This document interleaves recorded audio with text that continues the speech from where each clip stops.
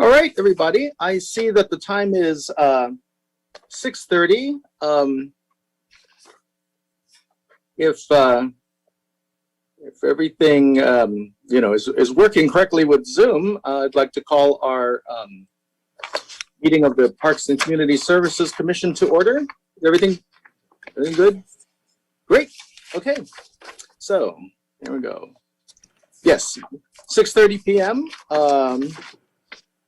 Thursday, April 8th, 2021, and we are calling the meeting of the Parks and Community Services Commission to order. Can I have a show of hands for a volunteer to lead the Pledge of Allegiance? Anyone? Oh, I saw Jody's first. So Jody, please lead us in the Pledge of Allegiance. Pledge allegiance to the flag of the United States of America and to the republic for which it stands, one nation, under God, visible, liberty and justice for all. Thank you very much. And Liz, let's have a roll call, please. Okay, thank you. Honorary Commissioner Munn? Here. Thank you. Commissioner Griggs? Here. Commissioner Cervente? Here. Commissioner Margolotti? Here. Vice Chair Einberger? You're on mute, Kristen, sorry. Here. Thank you. And Chair Mammerl? Here. Thank you. Okay. Liz, have we received any public comments by email or by phone? We have not, Chair. Thank you very much. So seeing no public comment, we'll move on to commissioner comments. Honorary Commissioner Moon. No comment, Chair. Thank you. Commissioner Cervente. Hi, thank you, Chair. So it's comments or announcements? Announcements too, right? Yeah, things of public interest, yes. Okay, thank you.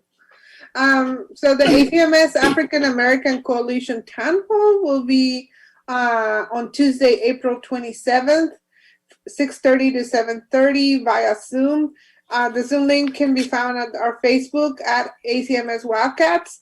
It's a great opportunity to get involved and find new innovative ways to support our African American students with their education. Also want to thank the American Canyon Chamber of Commerce for their Bridge the Gap event that supported ACMS, the American Canyon Middle School. And I just walked 10 minutes ago from the big raffle, and we actually, our goal was to fundraise $20,000, and we went way over, about 24,000, little bit over. And it was just a really fantastic event. And want to thank the CEO, Valerie Zach-Morais, for all her wonderful help, and also the ACMS PTO board for all their work and always supporting our one and only middle school. So thanks for that. Make sure you thank them and thank the sponsors when you see them. That's it for me. Thank you. Great. Thank you. Thank you for sharing, Commissioner Cervente. Commissioner Griggs, any commissioner comments? Well, we held the drive-through bunny hop, and I had the opportunity to help with that event. And we handed out pre-candy filled from a company, so everything was wrapped inside, a dozen plastic eggs in paper bags to everyone that drove through, and many other organizations participated as well. The dance group with Miss Lori, ACCPF, Napa Junction, CERT, Brian Farmer, and I'm sure I'm forgetting a couple. So it was great to see everybody out there in the parking lot and everyone driving through, having a good time, getting a little Easter celebration, even if we couldn't do anything in person. Actually had one car drive through with 3 chihuahuas in the back, 3 kids, and a chicken on the driver's lap. She said that the chicken is her ride or die chick, and she loves to go in the car with her. And then another car come through with the daughter in the front seat. She was holding her little pet bunny. So it was just nice to see everybody out and getting some Easter fun. So that's all for me. Thank you. Great. Thank you very much. Commissioner Margolotti? Yes, there's a couple of events that American Canyon Community and Parks Foundation has coming up, one tomorrow, and they're partnering with the Napa Open Space, and it's the Wildflower Hike pop-up event. So you can go, there'll be some information about the wildflowers that will help make your hiking experience a little more enjoyable, and that's tomorrow at Newell Open Space from 4 to 6. And then today, I guess you guys just got confirmation because it's partnership with the city and Napa County Resource Conservation District that there will be a park and play event for Earth Day on April 17th.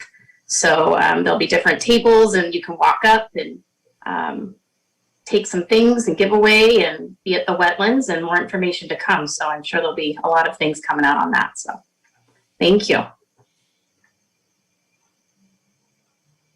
Great. Thank you, Commissioner Margolotti. Vice Chair Einberger, any commissioner comments? Just Optimus had their monthly music session with Commissioner Mamerle last week, and it was wonderful. Hopefully more people will join. And then we have bingo next Thursday at 7 o'clock. So you can just check with the city, more information on that, where to get bingo cards. That's all I have. Great. Thank you, Commissioner Einberger. So that just leaves me. My only comment actually is about anti-Asian crime. I feel obliged to talk just a little about it. Now, I'm concerned, but not afraid, especially in American Canyon. So the anti-Asian crime is not a new thing. In 2013, before I joined this commission 7 years ago, there was a very racist event specifically against Filipino Americans. And this city and this department's response was amazing. It's the "We Love Everyone in American Canyon" signs, and we are still continuing those signs today, 7 years later. There was a rally in support. So in fact, that event kind of inspired me to apply to be a commissioner. So 7 years later, we have Asian Americans on this commission, an Asian American honorary commissioner, Filipino Americans on the planning commission and city council. If he's confirmed, we'll also have a Filipino American California Attorney General. So I'll let that sink in a little bit. Rob Bonta is a friend of our city, and he will be the top prosecutor for the state of California. So, and that's why I'm concerned, but also not afraid. The community support from the support from fellow commissioners and city staff has always been amazing. So I know we would have a very tough response if hate crimes happened here in American Canyon against any group. That's all I have to say about that. Okay, do we have any agenda changes?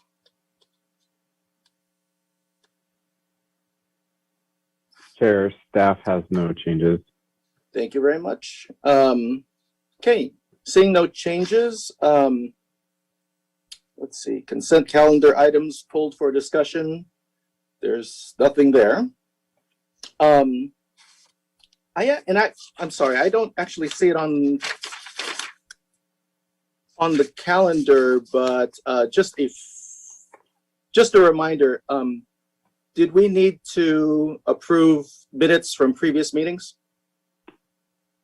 Chair, we didn't have any attached to the agenda for your consideration here tonight. We realize that there are a couple of months that we need to make up for from last year that we'll be working on. Okay, great. Thank you. Okay, first business item is a presentation from the Ahi swim team. So, yes, Director Wright, would you like to do an intro to this? Just a very brief intro, and then I'll turn it over to Heidi to kind of take it away. We have had a great partnership with several swim teams, Ahi being our local homegrown team. In this last year, they needed a place to swim, and we obliged them, worked in partnership to try and figure out how we can serve as many aquatic needs as possible. And Ahi really stepped up and provided a couple programs. And what you're going to hear about from Heidi tonight is how the last couple months have gone with their swim program, as well as what their plans are for the summer. So without any further ado, I'll turn it over to Heidi Zapay, president of the Ahi swim team. Okay, thank you. Let me know if there's any sound issues. And I think Liz has some slides that I will share with you guys as we go. So basically, again, I'm Heidi. I'm the president of the Ahi swim team. Most of you know me. I've been president of the swim team for the last 5 years. We'll be continuing this year, probably next, until my daughter finally graduates. She started when she was 6 and is now a junior coach, a junior on the swim team, member of the undefeated American Canyon High School swim team that we feed into. So what we're going to talk about tonight is a little bit new partnership that we had this season, this last year with City of American Canyon. And this came out of a need for us to have had a place to swim last summer. With the pandemic, we had lost our pool space at American Canyon High School, and Jody and Creighton were kind enough to carve out some space for the swim team when the team opened up so that we could run a partial sort of modified program last summer. And I can't tell you how appreciative the team was, the community has been, the swimmers have been. We had a small group, but we were able to swim last summer, and we were one of the only competitive, well, semi-competitive organized sports to be able to do so. So, off the bat, thanks for that. So that turned into a different look at what happened after the summer. So if you'll go ahead forward, Liz. We have had, you can go to the next slide. We've had a program that Jody and the Aquatic Center have run called Seals, Sharks, and Orcas. Liz, can you advance to the next slide, please? I think she's maybe having some issues. She's having some technical, okay, I will talk and she will catch up, I assume. Seals, Sharks, and Orcas has been known as the after-school fitness program for several years. One of our Ahi coaches, Kevin, has been teaching that class. Oops, there you go. Thank you so much. And it was after-school fitness program, and it was run through the city as a continuation of swim lessons in the fall and the winter. This year, after some conversation, we decided it might be the best thing for Ahi to go ahead and take over that program rather than the city running it as an aquatics program. So we had long talks with Jody and with Creighton and with our coaching staff and decided to go ahead and do that. So we rebranded the program the Pre-Competitive Swim Program. So again, this is a bridge between swim lessons and the swim team. A little bit of a differentiation from our actual swim team season. Pre-competitive program is what you're looking at. We continued with 3 levels: Seals for beginners, Sharks for intermediate, and Orcas, our new groups, and it is coached by Ahi coaches. So similar in structure to what we've done in the past. Next slide. Because of the pandemic, our pool capacity was 18 swimmers. We planned a 12-week program in the fall. and added one new group, which we called the Tunas, which was a Saturday kind of mixed effort group. Despite the 12-week program that we planned, we ended up doing a little bit modification because of the smoke days. So we lost a week, and Joe had to let us add that week back on at the end. So we still ran a 12-week program. It just was shifted a little bit. We lost a few days due to smoke and furlough, but generally the program run as planned. We advertised on the AHI website and through a link from Parks and Rec. Next slide. Here are our stats for the program. So we were looking at a total of 18 per group, and we filled, except for the SEALs. Now, SEALs are beginners. We weren't quite sure what we were going to get last year. So we dropped the capacity to 12 just to make sure we could provide adequate attention to the younger and newer swimmers. But we filled everything to capacity save one of the Tuna, which was a Saturday spot. So well-filled program, which I was very pleased about. I was a little bit nervous going in. Next slide. Here's what the program looked like. The SEALs we did once a week, sharks intermediate 3 times for 2 hours, the orcas 3 times a week, and the Tunas on Saturday an extra 1 hour. The limitation on scheduling was related to pool considerations. We were working our way in between Jody's regular aquatics programming and time shared with SASO / DART, the other swim team that is using full-time in American Canyon currently. Okay, next slide. So you'll see here our total registration. We added 56 swimmers in 65 slots, some overlap. Of those, 20 were brand new to AHI. So we had never had them before, new people, and that was great. And that was partially our intention. This is how this program has been used in the past, and I was quite pleased to see that it continued with kids that were new kind of to the competitive swim or semi-competitive, pre-competitive swim model. So it was great. 50 of our swimmers from American Canyon, 5 Fairfield, and 1 Vallejo. And that Vallejo is a Hidden Brook swimmer that we've had with us for several years. So kind of doesn't count, but a couple from Fairfield too. Okay, next slide. And we did provide scholarships for 5 swimmers to cover part of the cost of their program fees, and ACCPF graciously supported the scholarship need. So that was helpful to be able to offer some partial help on the fees. Okay, next slide. So generally, I think it went well. For fall, I think we could have used a little bit more time to even out the 3 groups. And if we end up with the same pool time and do this next year, I would probably restructure it slightly to make sure that happened. But the pool has a limited resource, and we're doing the best we can to share with all the parties involved. SASO, which is a club swim team out of Fairfield that we have a relationship with, also has been running a fall program in American Canyon for more competitive swimmers as they come out of the AHI season, which is in the summer. So that was the fall, and then go ahead forward. We thought, well, let's go ahead and do it in the winter. So the winter clinic, a little bit shorter due to the way the calendar fell. And the pool is closed part of January, and it's cold also. So we did a 6-week program called it Winter Clinic, ran mid-February to the end of March, and did our 3 main groups here. Next slide. You can see the enrollment. We upped the SEALs to 15 and capped out at 18 on the other 2 groups. We were completely full. It was great. Next slide. And again, 51 swimmers. This time we had 40 returning to AHI, several who had come forward from the fall program, but again, 12 new hits. So that was really great. About the same breakdown as far as residency, and no scholarships requested for this one. I really think that it was a shorter program, less expensive, so we didn't feel like there was a big financial issue. Next slide. And so you can see we evened it out just a little bit amongst the 3 groups, everybody getting 2 times a week, and that included a group that was meeting on Saturdays. Okay, so next slide. Generally speaking, it was a great fit for AHI to take over this pre-competitive program.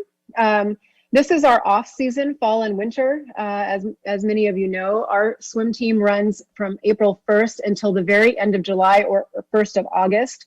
And that's really our, we function as a swim team, as a recreational swim team, and that's what we do. So these programs are kind of the off season. Let's keep kids swimming, try to keep them engaged in lap swimming scenarios. But once it comes to spring and summer, our attention has turned fully to our swim team, which is now going strong. We started this week. We have been able to move back to the high school pool has been our plan for the last several years. And successfully brought some of the swimmers from the fall and winter programs with us, not all, but some. And I think that it has just been a nice, transition from lessons over to the swim team. We definitely appreciated having scholarships from ACCPF and have gone forward and requested and received some scholarship funds for our swim team season, which were really needed. And in the past, we've had community grants from the City of American Canyon. With those not being available, we have some families who are really struggling. Swim team is expensive. Pool time is expensive, as we all know. We pay coaches and we have insurance. So we're very grateful to ACCPF and hope that there will be community scholarship funds in the future. Also wanted to shout out a little bit to Creighton and Jody, who have given us an opportunity to park our trailer over at the pool this spring and summer. So our trailer is our lifeblood. It's all of the equipment that we need to run swim meets and stuff. And it has been parked at a swim team member's house, and she has sold her house and moved away. And we were really stuck. It is $100 a month to rent a storage space, and there is no storage space available in American Canyon right now. So through a nice collaboration, we're parking it over at the pool parking lot right now, and it is such a relief. So we'll be doing that till the end of the ahi season at the end of July, and then trying to figure out what happens next. But it just kind of gave us a nice break, so I appreciate that. And just kind of a thank you to Jody and Creighton for coming alongside us last year and giving us space to run the swim team, and hopefully that this partnership will continue, because I think it's a good fit for us. And it was okay for us to manage kind of the registrations and the financial piece of it. It worked out all right. That was a little bit of a question mark, but it was fine. Next slide. So just with thanks, we appreciate all of your collaboration. If anybody has any questions, I would be more than happy to answer them. Great. Okay. Thank you very much, Heidi, for a really good presentation. Do we have any commissioner questions? Let's start with Commissioner Moon. Thank you, Chair. I don't have any questions. I just have comments. I myself have been in the Orcas group when I was littler, and I do swim with Mrs. Cepay's daughter. So I really believe in this pre-competitive program because it is effective, and it did help me when I was swimming with ahi off season. So this program is really effective, and I really love it. So yeah. Thank you. Great. Wonderful. Commissioner Griggs. Yes, thank you, Chair. I don't have any questions. I would just like to say a big thank you to Heidi and Creighton and Jody for collaborating on this and coming together to make this happen. My daughter has been a part of the ahi swim team since she was 7, and she loves it. It is her sport of choice. It has cured her of her asthma.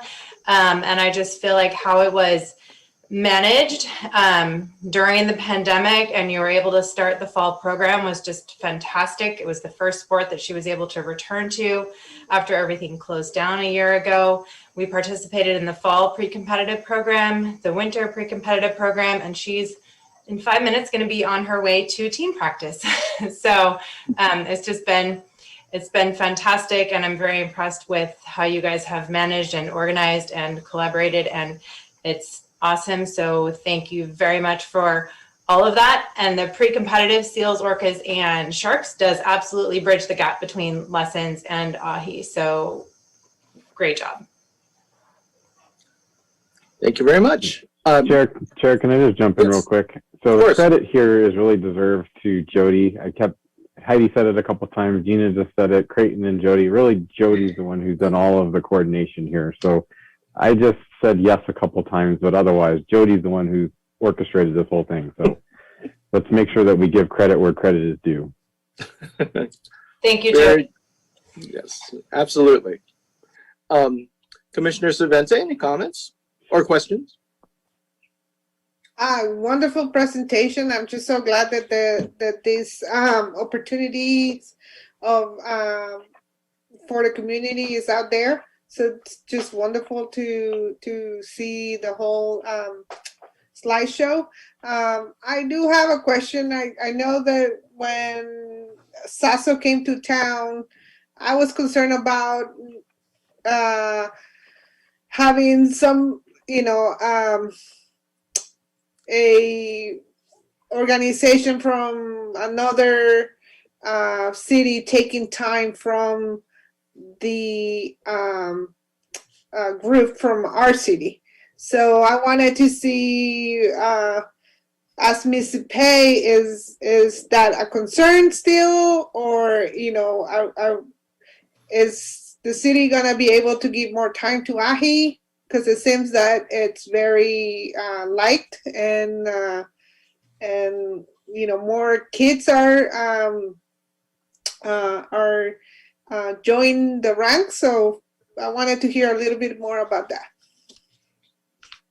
Okay, am I still on? Yes. Okay, so yeah, I think that we really sat down between Jody and Ricky, who is the Sasso head coach, and I in the last summer, and kind of hashed this through.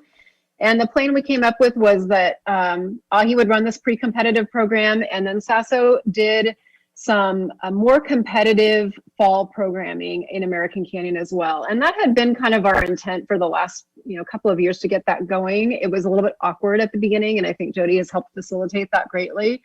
And so yes, the pool time is a little bit hard. We would love to have 2 pools and we would not have this problem, or bigger pools, or more time, or more hours in the day, but we figured it out. I think our plan is to discuss it again at the end of this summer and look at what the fall looks like for next summer. The idea was that Sasso then would move back to their home pool, which is Solano College, beginning in January. And unfortunately, they have been slow to reopen. So Sasso remains in American Canyon has been over winter, which was not kind of our original sort of plan, but that's what happened, and into this month, April, as well. And then they're planning to return. Because I do feel like the best case scenario is that when swim team season starts, that AHI is serving that need in the community, serving the swim team need. And whilst definitely swimmers go off and join club teams just like they would in baseball or soccer or whatever, but it's difficult for American Canyon to support both a rec team and a club team concurrently. And that was kind of the agreement that we made, and hope that we can kind of stick with is that during the AHI swim team season, which is April, May, June, July, that we're kind of the premier focus for swim team in American Canyon. And that has been our agreement. How that looks in the future, that will be a conversation that we'll be continuing to have, whether we do need to have 2 swim teams in this town or not. Meanwhile, Sasso, which stands for Solano, has merged with the Davis USA swim team. So they've kind of trended up valley or up county a little bit. So I'm not sure what their needs will be vis-a-vis American Canyon in the future either. It's just hard to tell. But we did have swimmers come out of AHI and spend some time with Sasso in their fall, really was a fall season-ish, pandemic season, I guess you could say, in the fall. So your question, it's a work in progress, and Jody and I and Ricky will be continuing to talk about what that looks like going forward. But I do feel like we'll try to continue the trend that we've set this year. And Jody could probably add to that, maybe. I don't know. Thank you so much. Just specifically to the pool time question, I tried to give priority to AHI, and Sasso took the bookends and some of the less unwanted times, and the pool would have probably been unused otherwise. So they took the later evenings and the Sunday mornings and Saturday at 6:30 and 7 a.m. So the goal was to always try and let AHI pick, and then whatever they could or couldn't use, we went around that. So I think that'll continue if they stay, and Ricky seems to enjoy those times as well. So it works. Thank you. Wonderful, thank you. Commissioner Margolotti, any questions or comments? Again, just like everybody said, I think it's wonderful. It's a wonderful partnership, and our kids benefit. So thank you for making that work. I know that Heidi mentioned something about storage. And I was wondering, and Creighton, you might be able to answer this. We have other sports teams that use space in American Canyon for storage. So what is the protocol for that? Because I know soccer does, and I know Little League does, and I'm not sure if football has a place, but what is the general storage partnership that goes on in the city? Well, as you mentioned, each group has a space in their associated or around their associated field that they focus on. So football does have some space at Com1, soccer has some space at Kimberly, and now, admittedly, finding a space for Ahi was a bit of a challenge because we just don't have space around the pool. So it was quite ideal that their storage need had to do with a trailer and just putting it in a parking lot because it worked well. It's adjacent to the pool, and we have plenty of parking space. So that all kind of worked out. I say that, and I don't necessarily want to be the youth sports storage location for all of the community, but if there's something that seems like it fits, we can usually figure out a way to make it work. Yeah, I mean, it doesn't have to be like parked at a pool, clearly, because I mean, it could be anywhere, but I didn't know like if there was another potential location that it could be at that's in the city. So it's, you know, it doesn't have to be in the pool parking lot because they don't use the pool for swim meets. I don't, you know, with the high school, but just something to, just wondering. Yeah, Jody and Heidi went through, I think, 3 or so different options before settling on the parking lot there at the pool. So we did do our best not to leave any stone unturned.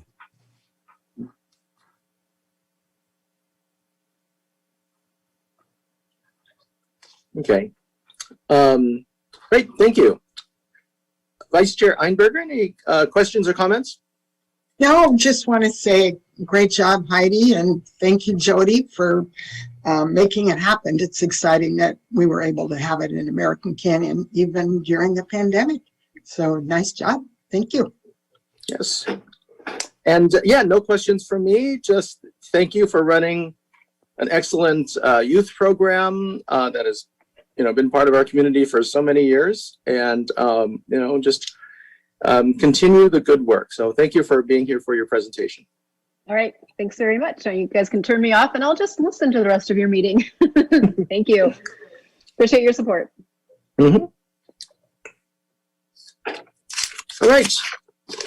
Next item is A2, receiving a presentation from Mentis of Napa County about mental health. And I'm sure all the commissioners are very eager to hear this. So thank you for being here. Yeah, thank you. My name is Maya Redhorse. I'm the clinical director with Mentis. I don't know if I'm able to share my screen, but I'm happy to do that. I have some slides. Lana, hello. Liz, are you guys working on that? Yeah, I just converted her over to a panelist. That's why there's a Wonderful. quick shortage. So you should be able to share screen now, Maya.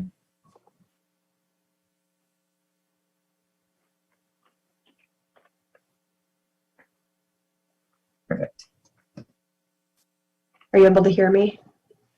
Yes. Okay, great. Okay, so Mentis is the oldest nonprofit in Napa County, and what we do is we provide a continuum of care for mental health services to our mild to moderate population for severity in mental health. So we have our early intervention and support, which is what we like to refer to as our prevention model, do wellness for people of all ages. So we partner with communities, and then we also provide things called wellness cafes for our youth, where we go into schools and other places to present about hot topics for mental health and allow some stigma to be broken down and start the conversation about what mental health is. And then the next level up is going to be your traditional outpatient treatment. This says for all ages, but we do start at age 5, and we start with elementary schools, and we go all the way to the end of life. So our older adult population with mild to moderate mental health conditions. And basically what that means is that these folks are either stable on medications or don't need medications, and that they are able to participate in your traditional outpatient kind of treatment. Versus like an actively psychotic person who needs a lot of wraparound care or something like that. However, we do work with our more severe population in our residential treatment, which is a housing program that we provide in Napa County in conjunction with the Napa County Mental Health Services there too. Where we provide temporary, transitional, and permanent housing for some of our community members who have severe or persistent mental illness, and we provide those wraparound care services in addition to the services that they receive outside of Mentis. So that just kind of gives you a snapshot of what Mentis does. And then what Creighton and Alana asked me to also talk about was just a little bit more regarding mental health and how COVID has kind of impacted it. I'm going to share some slides here, and I'll sort of blow through some of the stats, but I'm happy to come back to them if we need to. So here's our demographics that we serve. I've sort of went over all of this already, but we serve about 1,500 people annually, and you see here the breakdown of children versus adults versus older adults. I'm going to stop you real quick. Thank you. We are still on the Let me pyramid. see. Okay, let's see. Let me stop sharing and try again. Thank you. Yeah, you're welcome. All right, are you able to see my slides now? Yes, perfect. Great. Okay, so let me start it. Okay. There we go. So about 50% of our clients are Latino, and then 90% of our clients are either in the extremely low or low income according to the federal income standards. So what we really focus on are those folks who can't afford to pay out of pocket for mental health care. They may not have insurance at all. So we provide services regardless of their ability to pay. And we also do bill out to Medi-Cal and to Medicare. So here's what we've seen with COVID-19. We've seen obviously a huge spike in stress and anxiety, and that's typically because of the lack of connection that we've had during the pandemic. In addition to job loss, financial stressors, things of that nature. And in addition to the COVID, we've had the fires that occurred. So we have traumatized people all over the place at this point for lots of different reasons. And then what we know is that folks are people of color, Latinos, low income people were hit the hardest, not only from the pandemic, but the secondary losses that occurred with the pandemic. So job loss, infection rates, and all of those things. And then it's also exacerbated pre-existing conditions. So people who are already struggling with depression, already struggling with anxiety, people who are already struggling with substance use, the pandemic obviously increased that exponentially. Let's see.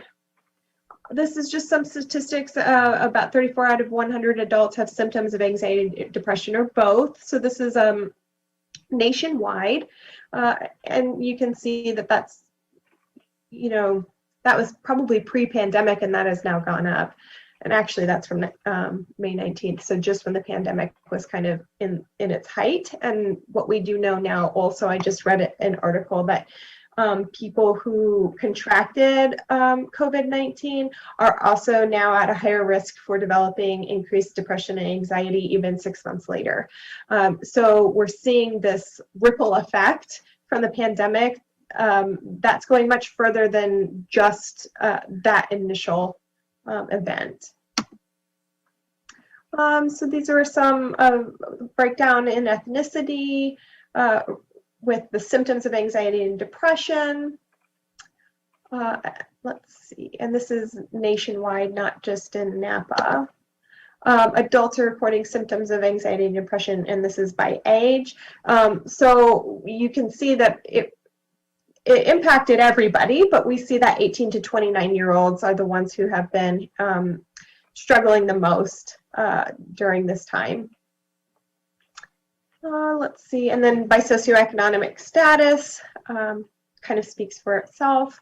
You know, basic needs, if you can't get your basic needs met, it makes it a lot harder when things like this come up.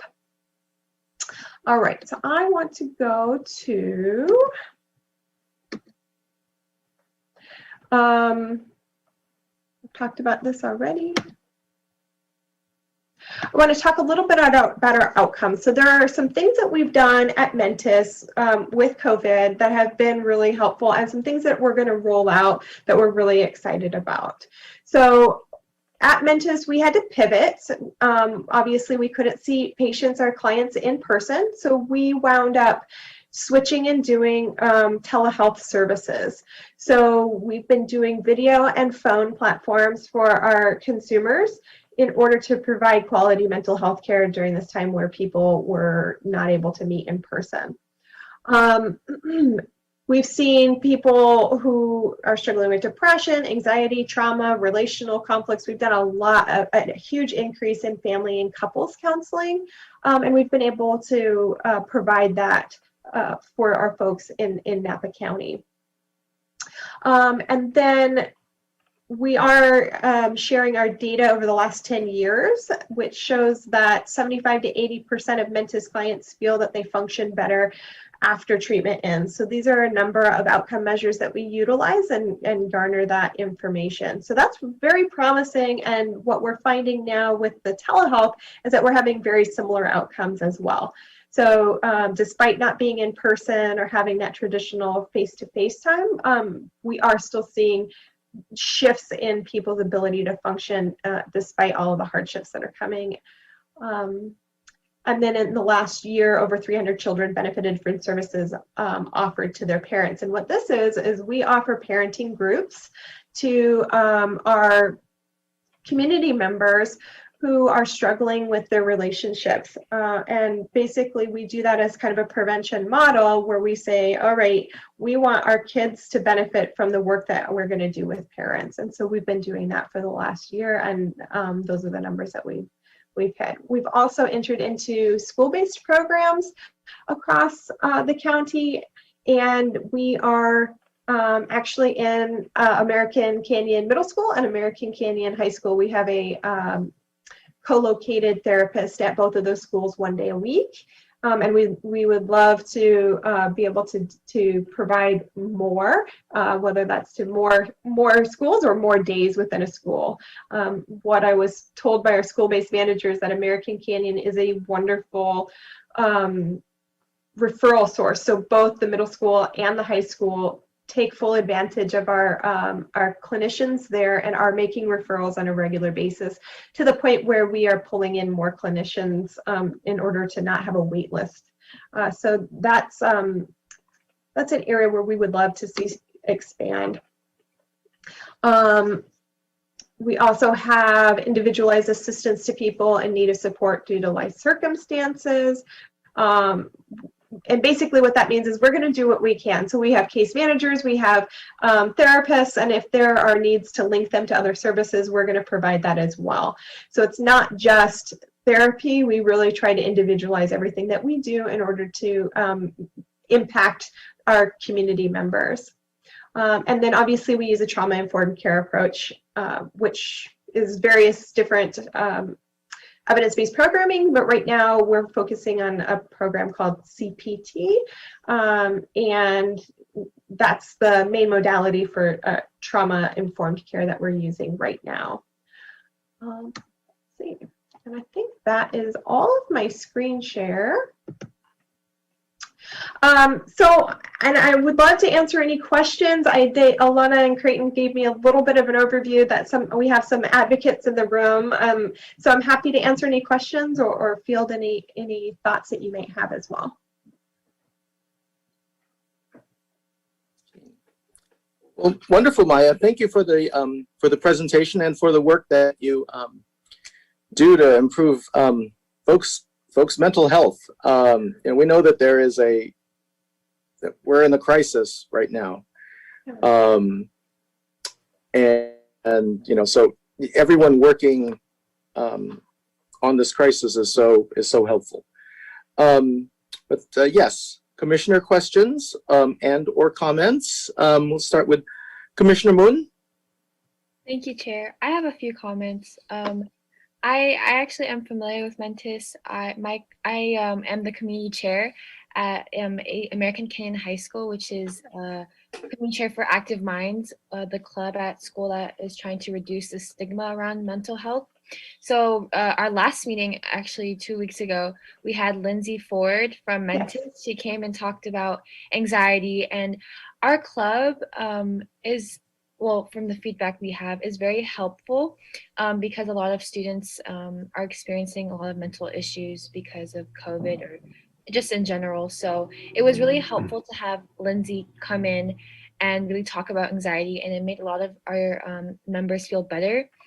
Also, she does like group therapy for American Canyon every week. So that I hear from the people that do go, and they find it very helpful. So Mentis is just like a very great program, and I appreciate you. Oh, thank you. Yeah, Lindsay's a very talented counselor. Yeah.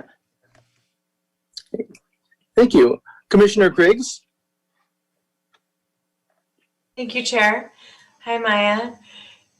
Thank you so much for that wonderful presentation, and your data is phenomenal. 70 to 80% feel better after treatment ends. That's fantastic. Thank you so much for serving our underserved population and making sure that they have access to treatment and therapy that they might not otherwise have access to.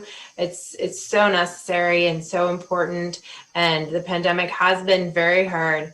And I know that there has been a lot of increased anxiety and depression and mental health issues related to everything associated with the pandemic and everything that you talked about. And so I think it's great that this is being addressed and you're sort of on the front end of it rather than chasing it. So I think that that's fantastic. And it's great to hear that you're at the middle school and the high school, and knowing that you start treatment as early as 5. I would love to see you be able to have a home at our 3 elementary schools as well. That would be something that I would be a huge advocate for. So thank you very much for that.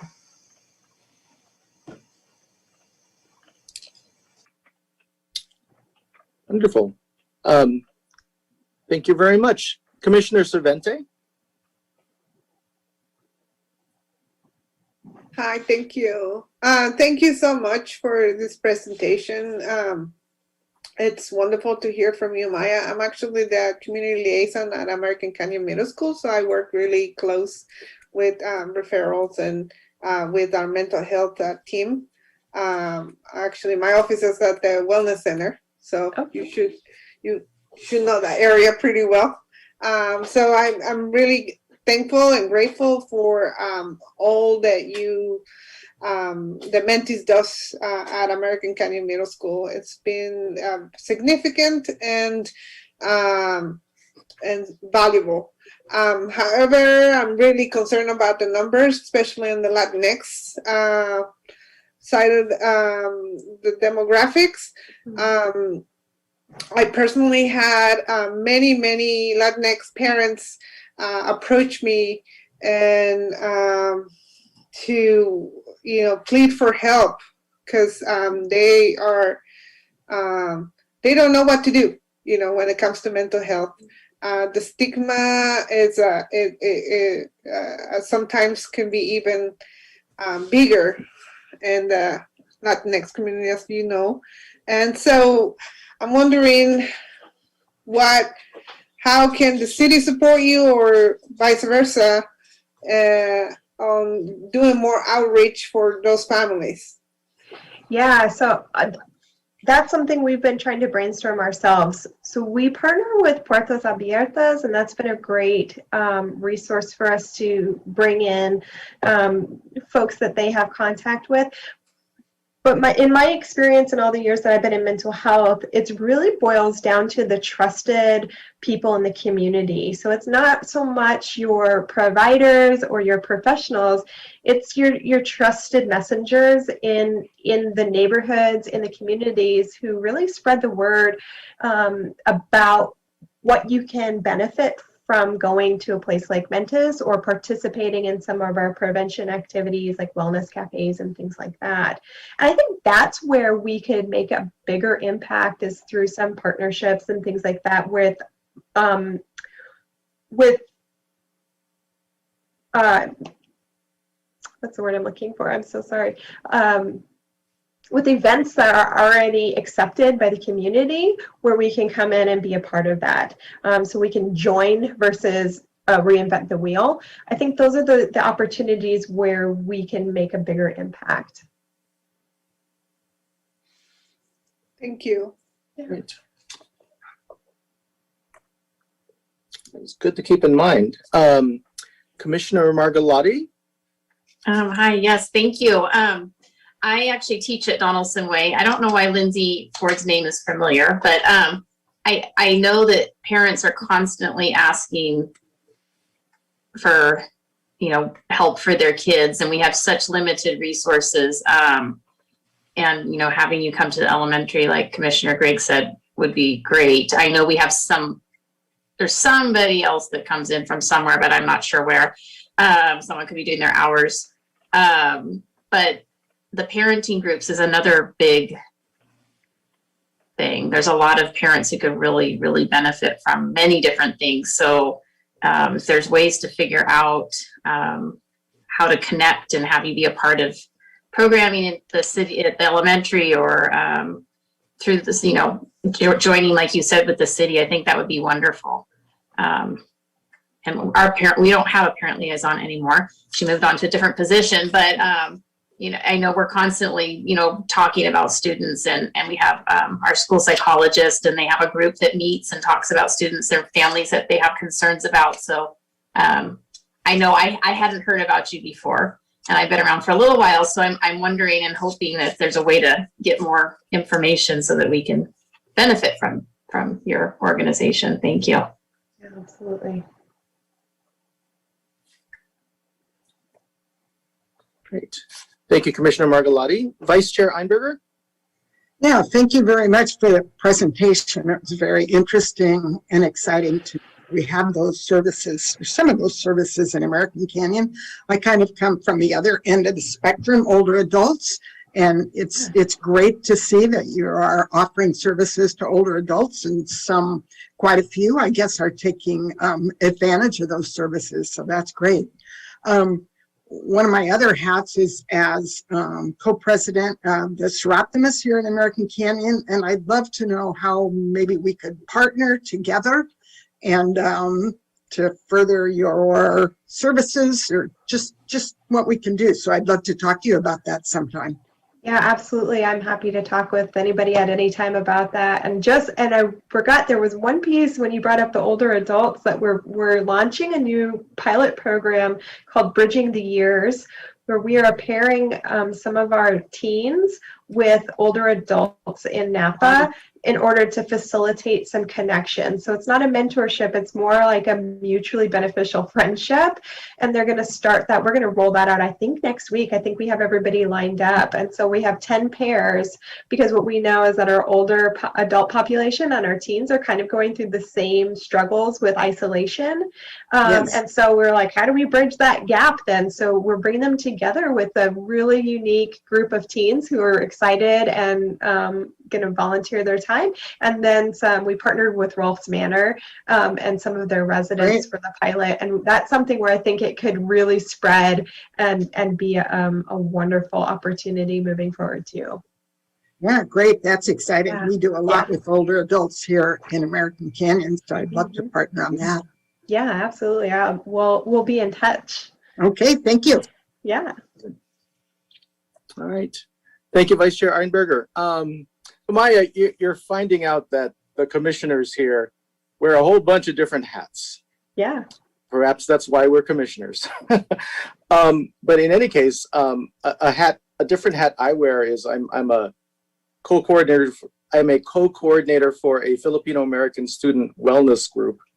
And I don't know if you know Roxana Blancarte over at the ACHS, but we coordinate this group together because for our students in Napa, the Healthy Kids Survey indicates some very alarming things. You're probably familiar with it already. High levels of anxiety, depression, suicidal tendencies, in the Filipino American population, there are hardly any markers that show that the kids are in distress, nor do they seek help. So we've been finding them to be a very tough nut to crack. In fact, it's taken a while. But I guess specifically for our group here, the Parks and Community Services Commission, do you have any suggestions regarding standalone events or partnering with Mentis that we could have for our youth who are in distress with COVID and other issues? So we'd love suggestions for that. We can't figure out any. Yeah, and these are things that I was trying to brainstorm before coming to you. And the biggest component that just keeps popping in my mind is like, who are your captive audiences where they can then take that message and spread it? Because teens are notorious for listening to their friends and really nobody else, right? Our youth, that's just part of the teenage brain and youth in general, is that they will listen to their friends. And so how do we access large groups of individuals and youth so that they can spread that word amongst their peers? And I think there's room for that. And probably I would need to know a little bit more about your programming that you do. But I think there's room to do standalone events too, where maybe it's about teaching mindfulness to the community. How do you take a nature walk and practice mindfulness and be in the present moment, and then learning about how that transitions into your day-to-day life. And what that does and how that impacts your mental health in a positive way. And that can be for all ages. It can be for families, that can be for individuals. But I think that's a lesson that is helpful across all spectrums, is how to live your life in the present and not worry about what's already past or fret about what has yet to come. And those are the things that drive depression and anxiety the most, is when we ruminate or we project. So mindfulness could be something that could be an event that we do. It could be a message or a campaign that you could have. And there's lots that we could do with Mentis on the prevention side of things as well. So I think there's a lot of room for some joint forces, so to speak. Oh yeah, for sure. I think you dropped some wisdom there with a mindfulness and nature walk. Like, wow, that hadn't occurred to us. And any kind of coping mechanism strategy would be really helpful. Now, we've had a kind of behind the scene discussion about the fact that none of us here, and no one on our Parks and Rec staff can call themselves a mental health professional. Right. So, are there any concerns that you might see with having events that are hosted and run by non-mental health professionals? I mean, I guess it just depends on how deep you're going to go, right? If you were going to do a quick overview, typically people stay at the level at which you teach, right? But if you dive a little deeper, then you run that risk of not being able to accommodate what they need. Because here's the thing is when you introduce something that resonates with a person, especially when it comes to their own mental health, and maybe they've never put those pieces together before, they're going to want to know what the next step is. So I think that's a big part of it, is that if you're going to run something that's fine, but then also make sure that you know what your resources are in the community so that you can refer them to the appropriate places. You know, another thing that Mentis does that might interest you and with your staff is we do teach QPR, which is question, persuade, and refer. It's a suicide prevention model for anybody. So it's not meant for professionals per se. It's really meant to teach the community a little bit like you might have heard of like mental health first aid, where the idea is to give the skills to anybody and everybody so they can see the red flags and then help those folks get to the right people so that they can get treatment. So that might be something also that could benefit your Parks and Recreation crew if they're seeing some of those things too, and give them the tools to identify it and then refer. So QPR, we're talking about a session presented by Mentis for, well, and really anyone who's interested, but maybe in particular our staff. And that's something that you would do. Yeah, we've done it. We've done it with a bunch of teens actually, and we did have a teen report to us that it saved her life. That her friend went through the training, recognized the red flags, and called her mom, and she received emergency mental health treatment because she was suicidal. So it's effective. It's very effective. People just need to know what they are supposed to do. Is that a session that's provided at no or little cost? I'm just, I have to be fiscally prudent here. Yeah, I don't have that information, but I could definitely get back to you about what if there's a cost and what that would be. Yeah. Okay. And for like you said, a deep dive at an event, Mentis professionals would be available for guidance, I would assume. Sure. Yes. Yeah, Okay. and we have done that. We're going to do some partnerships with the Boys and Girls Club in Napa as well, and we do some on Calistoga where we're going to lead a group where they're going to participate to help support and break down stigma with their staff, but we're going to lead the clinical side of things. So they were excited to bring us in to provide that for their youth there, and I think there's room for that. If there was opportunity, we would always, do whatever we could to provide that level of support if you had the need and the clients that were going to be available. Okay. Yeah. Yes. So, I mean, we reached out to you because this is a priority for me and my fellow commissioners and the staff of American Canyon. So I'm hoping that this will be the start of a very fruitful partnership and something that just helps folks in our community, in particular our youth and our seniors. And I think Creighton probably has some questions as well. So yeah. Yeah, Chair, I fortunately had the opportunity to meet with Maya already, and we kind of talked through this a little bit, but as you said, I am eager and excited about a potential partnership that might come out of it. When we started talking about potential options for us that we can get started on relatively quickly, Maya had mentioned that nature mindfulness walk, and that is totally up our alley and what we do here in American Canyon, as you know. So we're all over that, and I think that'll be our first attempt at a partnership. And I mentioned you asked a question about money and financials and so on. If we can find the right program, we know that there's a need in the community. I'm sure we can figure out a way to pay for it. So I wouldn't want that to be a super barrier, but it comes down to need and kind of Maya and her colleagues' thoughts on what is most needed in our community and how to get the word out best.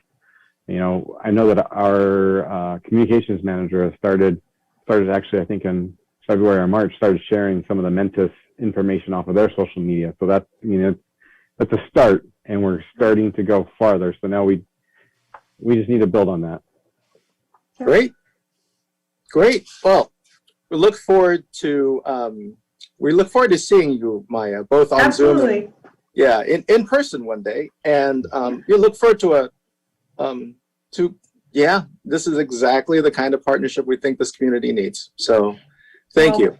Thank you, and I look forward to future conversations. And Rob Weiss, our executive director, passes along his hellos and says he'd absolutely be willing to talk more about what we can provide for American Canyon. Absolutely. Wonderful. Are there any other questions? Any follow-ups?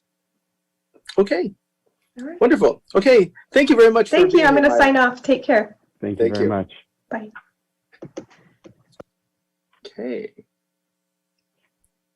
Okay.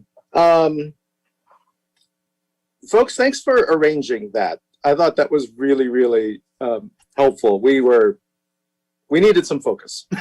So, okay. Next on our agenda is item A3, receive a presentation from staff and participants of the Teens Talk project, something else also eager to hear. So, Creighton or whichever staff member is in charge, take it away. I'm actually going to turn it over to Alana to introduce this and kind of guide us through this process. So Alana, take it away. Okay, thank you. Let me get my screen set up here.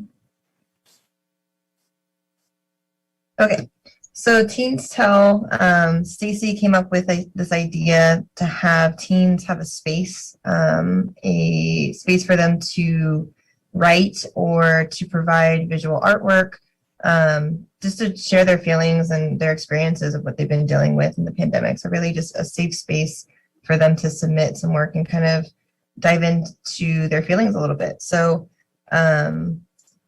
this program, we had it in February. We pushed it out to our teens, both in the middle school and the high school. And we had some great work come out of it. We have on the Zoom call a couple of participants. So what I'm going to do is I am going to allow them to talk about their work, and I will share it on my screen. So first up is Faith. I'm going to unmute you, and then let's grab your pieces.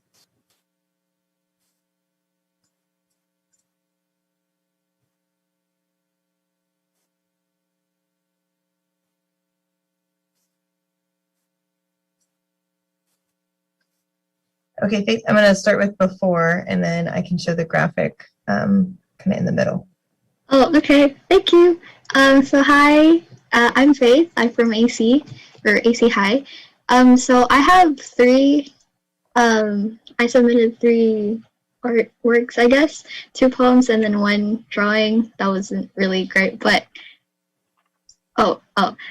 anyway, so before is a poem that talks about missing, I guess, the time before COVID when we were able to be physically together with people or to just be around public places. This isn't necessarily me as a narrator, but I guess in a way, during when I wrote this, I just was missing nostalgic, or I was just being nostalgic, and yeah, it's just craving for the time before.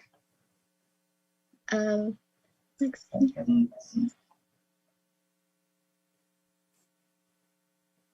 So Perplexed is more on the routine that I go every day, and I think everyone else has pretty much the same routine where you just wake up, you stare at your computer for basically the whole day, and then you have to do whatever else you have to do and then go sleep if you can sleep, because I can't really sleep. and then do the same thing every day, and it's just exhausting. And then there's parts of here where I guess I realize that it's all my fault, even though it really isn't. But I think, although yes, the pandemic isn't my fault, it's not like I did anything bad, but I feel like I could have at least avoided feeling this way if I did this or did that. And that was the whole point of the poem. Thank you. Also, this is my last one. I'm not really great at drawing, so this is what I came up with. So basically, like I mentioned earlier, it's just you wake up and you stare at your phone or your computer, and then the clocks obviously look different. They're warped, which kind of represents me not knowing what time it is, me not caring enough to know, and I just don't know. Obviously the bottles, because I'm too lazy to get up and then actually go outside my room and clean my room, because just the motivation is just gone.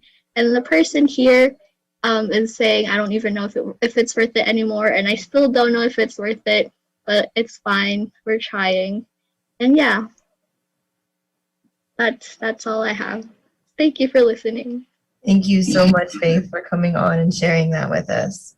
All of the posts, all of the artwork pieces are actually on our city Facebook page. So I know I'm clicking through and some of you might have not been able to read the poems that fast. So they are all on the city's Facebook page, and I can send them as well. So I will go to the next one. Kaylani, I'm going to have you talk about your piece. Hello, my name is Kaylani. I go to ACMS and I'm in the 6th grade. My painting is about all of the events, well, most of the many events that happened in 2020. And obviously it's based off of a dictionary page. And I got this inspiration from my artwork because there was a lot of major events that happened in 2020 that we're still dealing with today, like COVID-19. And I guess you could say it was kind of good to document all of them, because sometimes, like, it's hard to how do I word this? It's hard to remember what you've gone through, and sometimes you don't know if it's even worth continuing going through it. But then sometimes I look back at the picture of the art that I made, and I realize that if I've gone through all of this in 1 year, that I could probably go through more. So yeah. Awesome. Thank you, Kaylani, for sharing that with us. I know exactly what you mean. I'm starting to blur my years together, so it is great to have a piece like this that kind of has the staples that you or what happened that year, because it does start to blur together. So thank you. Next up, I'm going to go with Josephine. Oops. Let's see. All right, you have a couple here. So I'm going to show this picture, and then I'm going to show the written piece. Does that work? Nope.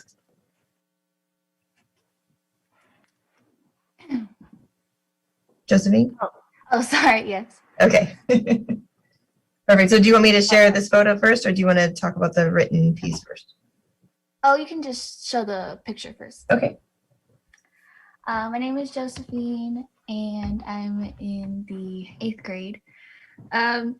So during the pandemic, when we were all quarantined and in our houses, I felt like kind of like lazy and stuff. And I was just staring at my computer, doing all my school. And then when I got to go back to school, I felt more creative. And it's probably not good, but I came up with the ideas for this piece during class. I still have good grades, but I feel like when I'm around people and I'm like in a school environment, for some reason I feel more creative So yeah, and I just really wanted to make a nice, fun piece.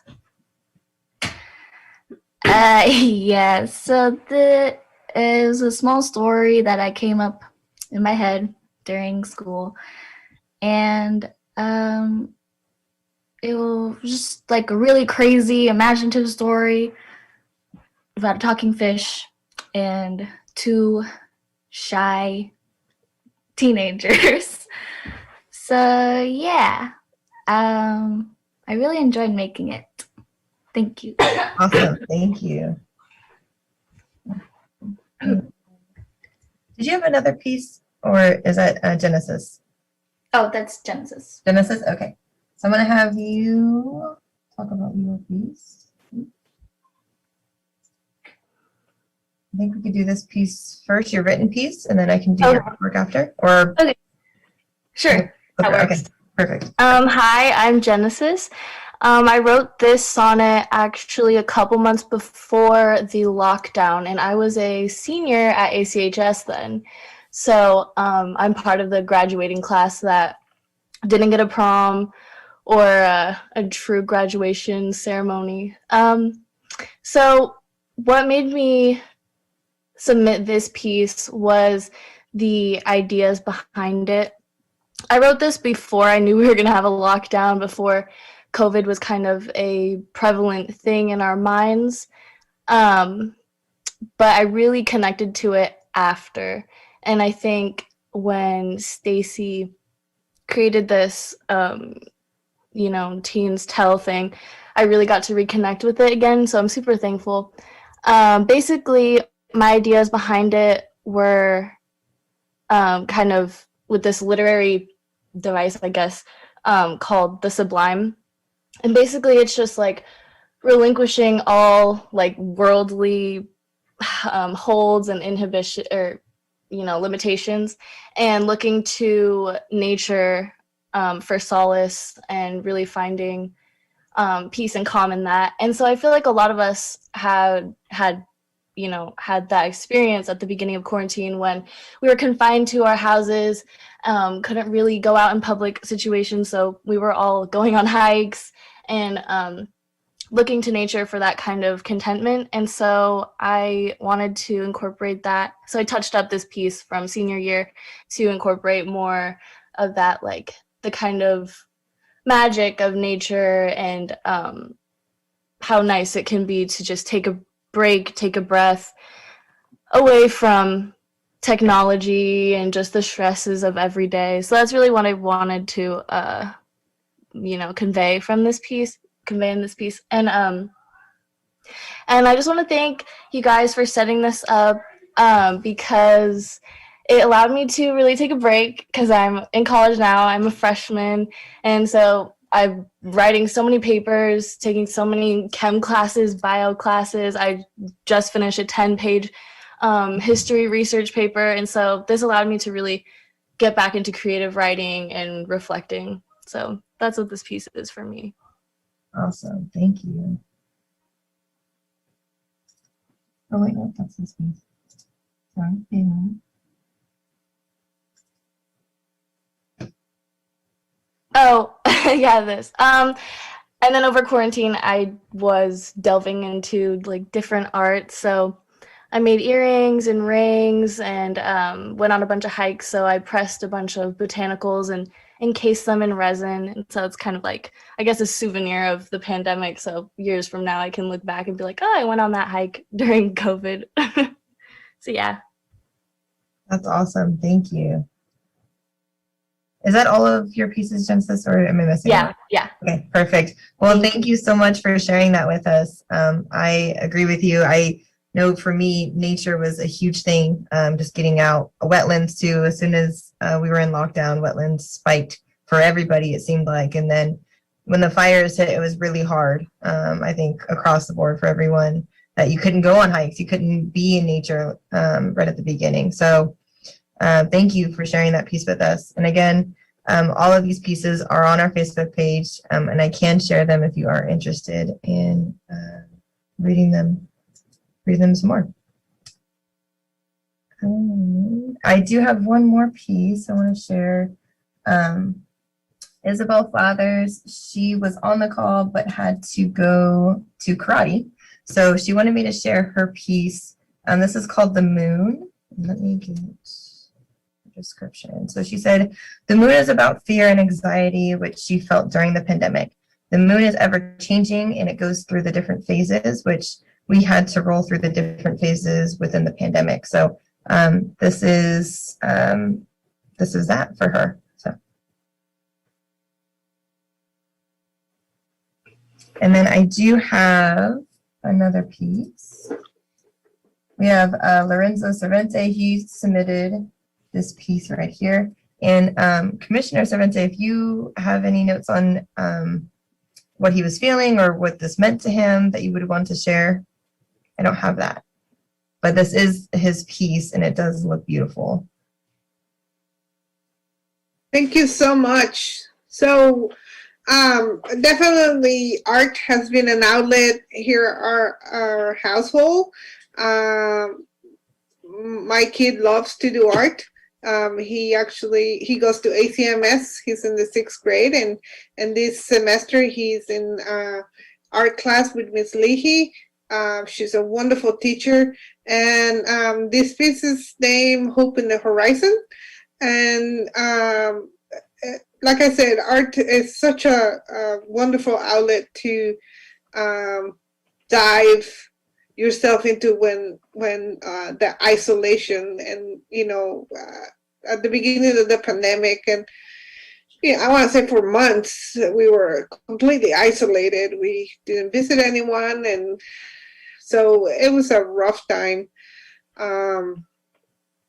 But there's always hope, right? So I'm very proud of the way he is choosing to express feelings. He couldn't be with us today because he's at baseball practice with Little League, and believe it or not, he has been waiting for baseball for a whole year, so he definitely is happy to see his teammates and to see other kids, and has been at ATMS. He has been going in person, so that definitely has helped a lot. Just to, even though they can't socialize, just to like see another kid 6 feet away, it's made definitely a difference. So thank you so much to all of you at the city for putting this together. Wonderful idea, and thank you on behalf of Lorenzo for the Jamba Juice gift card.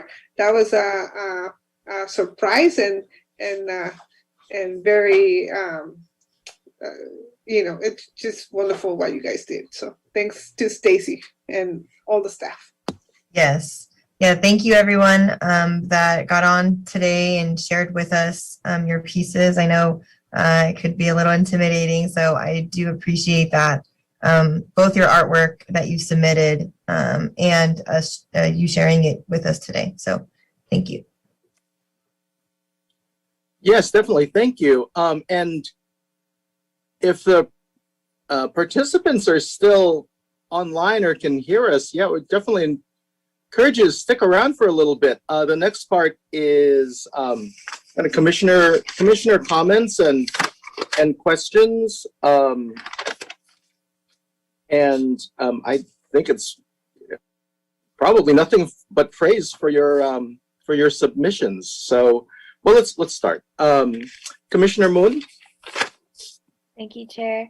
I don't have any questions. I just have comments. I'm similar in age to most of these contestants, so I know how it kind of feels to be stuck on a screen and do Zoom every day.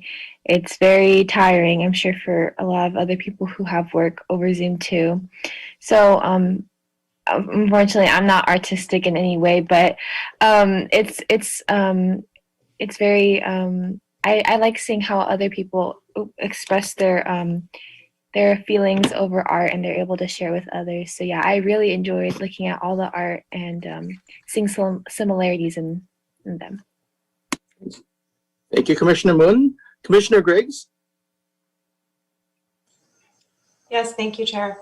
I would just like to thank all of the participants for their submissions, for your bravery in putting your feelings down to paper with paint and pen and whatever medium you used to show your feelings and use your artistic talent. It takes a lot of courage sometimes to do that, and I think that you really showed that you're willing to express your feelings and not be afraid to say, this is how I'm feeling. And it helps other people when you do that, when you are willing to step out like that. It helps other teens feel like, okay, I'm not the only one. I'm not alone. I'm not the only one that feels like this. And so you don't really realize how many people you're impacting and affecting when you do that. And so thank you for taking that risk. And for our first two presenters, I just want to tell you that, not every day is a good day, but it is all definitely worth it. So, just answer that question. Yes, every single time, but don't stop putting your feelings onto paper and using art to express how you're feeling. That's fantastic. So thank you. And thank you to the city and Stacy and Alana for organizing the presentation. Great job, everyone. Great. Thank you very much. Commissioner Cervente.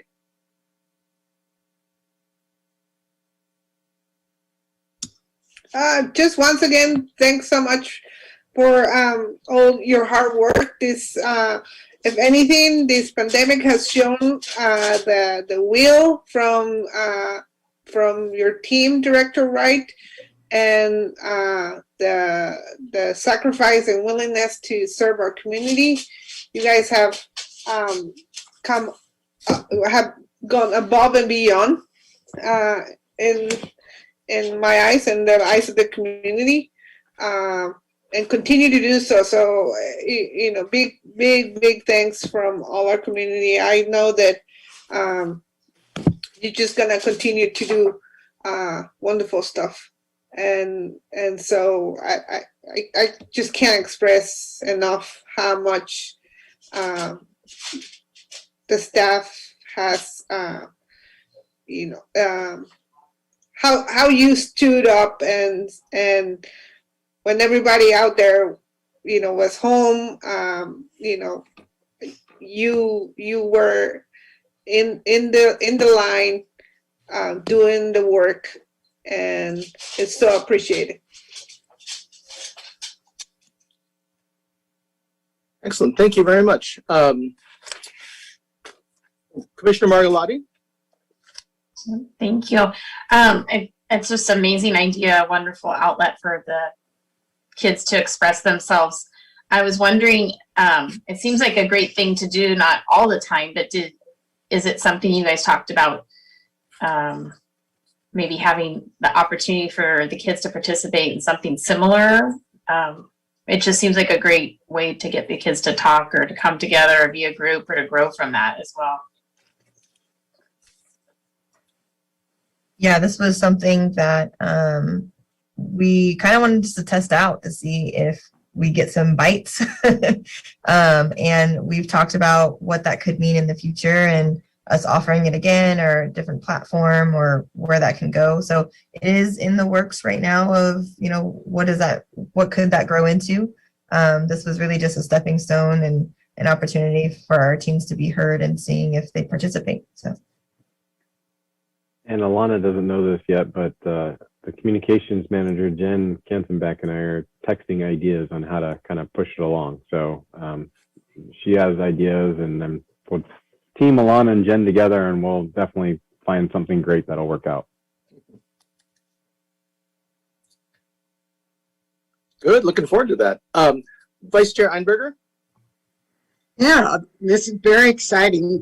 Great project, Stacy and Alana. Yeah, that's That's so, so cool. And congrats to all the teens who took part in it, and especially to those teens tonight who spoke. Takes a lot of courage to do that, and keep on expressing yourselves in art and words. It's very meaningful and helpful for the rest of us. So great job. Great. And yes, I'd like to add to every participant, well done. You've reminded us that art has a lot of power. And I'll tell you, I know we were all moved by your art and your poems and your stories. You're just really great American Canyon teens. I know some of you. Faith, I don't know if you're still out there, but hi. So I would encourage you to develop your art, and whichever art form that you that you love, and possibly share your art. I'd encourage you to share your art with the American Canyon Arts Foundation. I'm on their board, and I'll tell you, they really need some youthful spirit. So they are planning an art extravaganza later on this year, if conditions allow. So yeah, that would be another venue to share your art, and we definitely encourage that. So thank you all very much. Okay. Well, seeing that it's 8:01, I'd like to propose a 5-minute break, if that's okay with everyone else.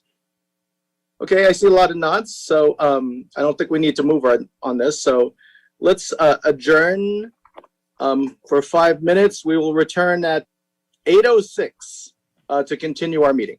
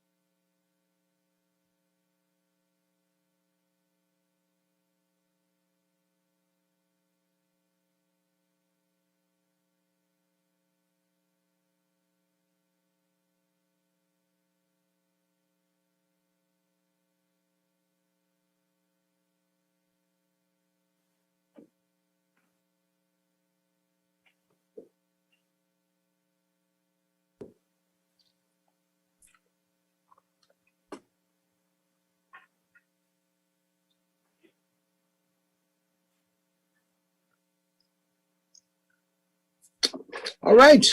Okay. Welcome back, everybody. It's 8:10, and we are going to resume the meeting of the Parks and Community Services Commission. Let's see. Next item on the agenda is receive a report from staff and commissioners that attended the CPRS virtual conference in March.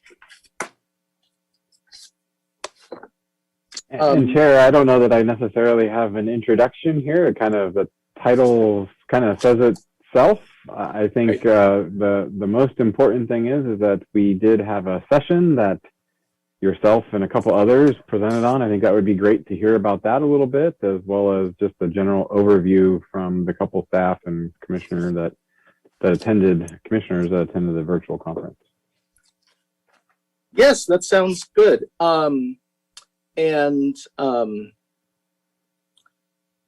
The commissioners and staff that gave the presentation are myself, Commissioner Einberger, and Alana Ben. Vincent Lin is not present at this meeting, and Stacy Johnson is not present.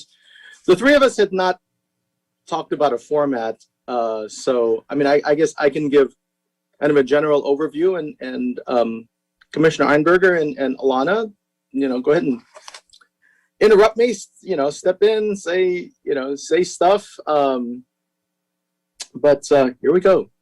So CPRS 2021, if you're not familiar with that, is the Parks and Recreation Conference for park professionals and commissioners from throughout the state of California. This year it was a virtual conference. There were actually 718 attendees, which is far less than they would have in an in-person conference. Alana, do you know how many folks would normally go?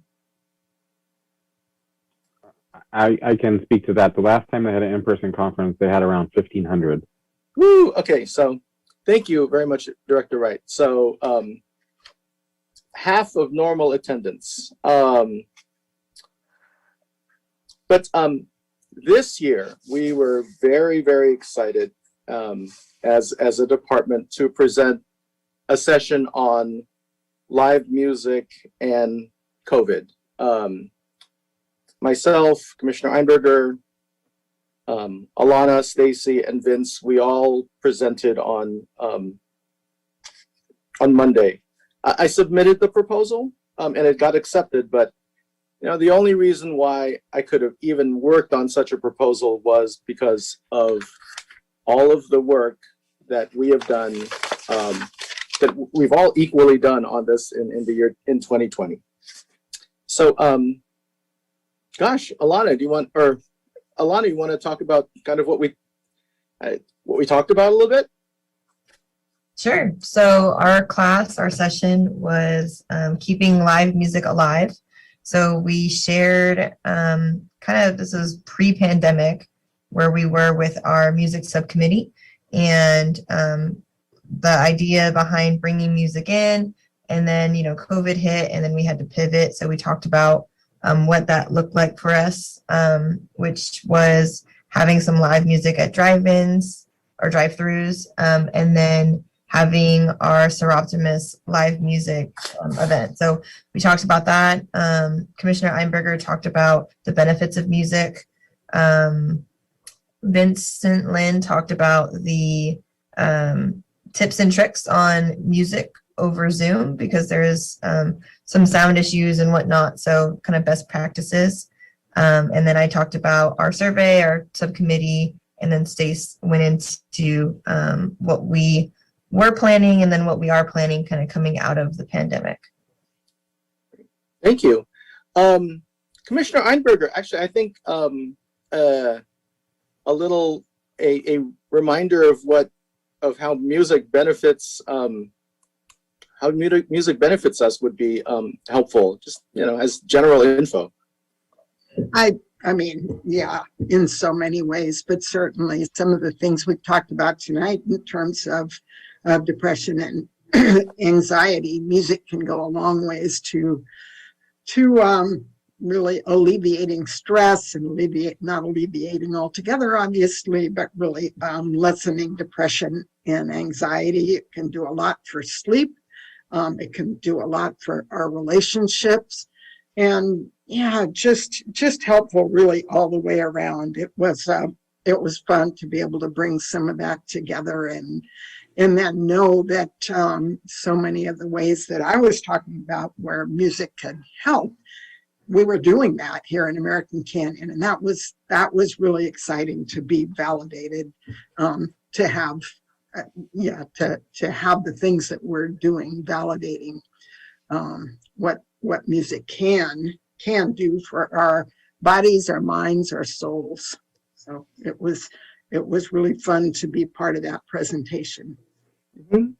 And I am just so proud at how we all work really well together and put on this session.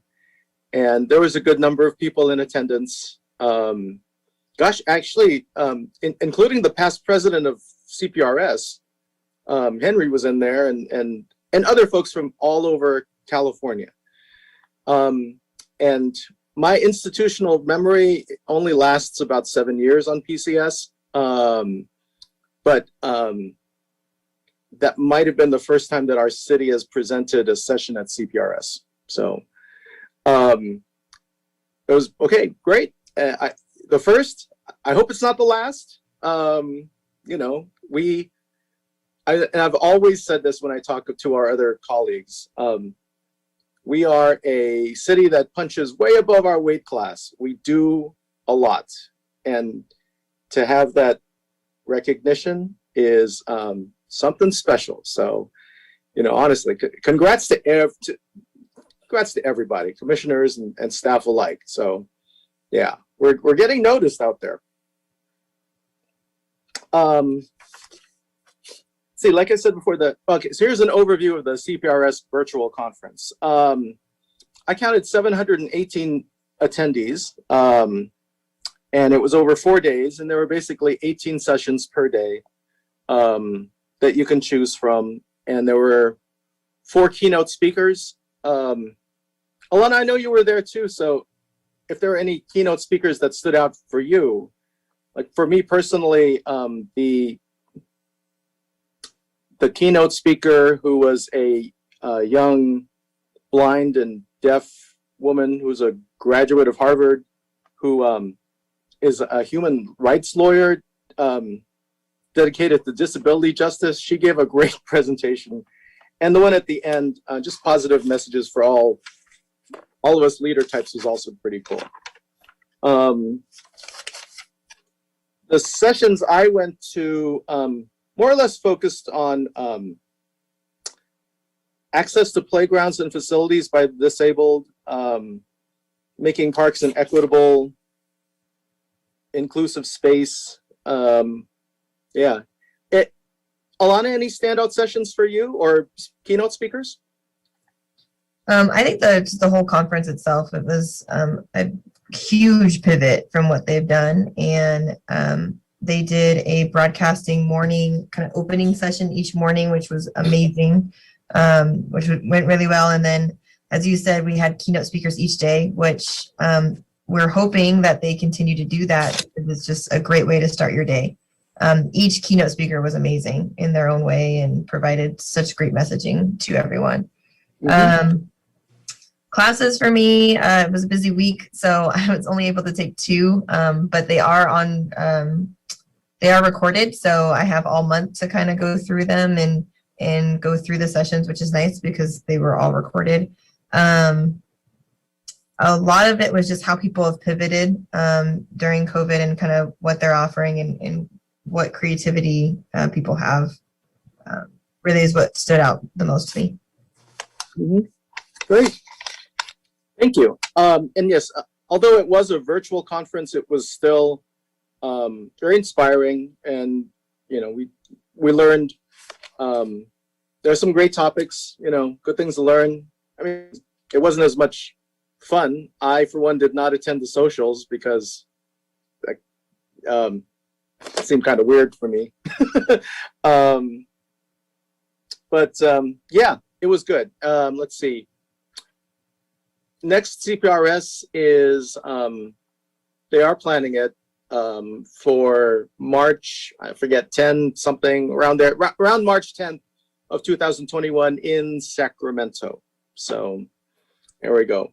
I guess the last bit of news from that is the commissioners, the California Commissioners Association that we all belong to. Thank you, Creighton, for paying the fees for that because they really need them. The California Association of Parks and Recreation Commissioners and Board Members, the president-elect calls it Caprica Boom. So I've kind of adopted that. Anyway, yeah, I'm on the board, and well, I'm now after the vote at CPRS or around that time, I'm now the vice president. So I have a pretty good connection to our statewide commissioners group. So there you go. That's it for me. Fellow commissioners, any questions, comments? Commissioner Moon?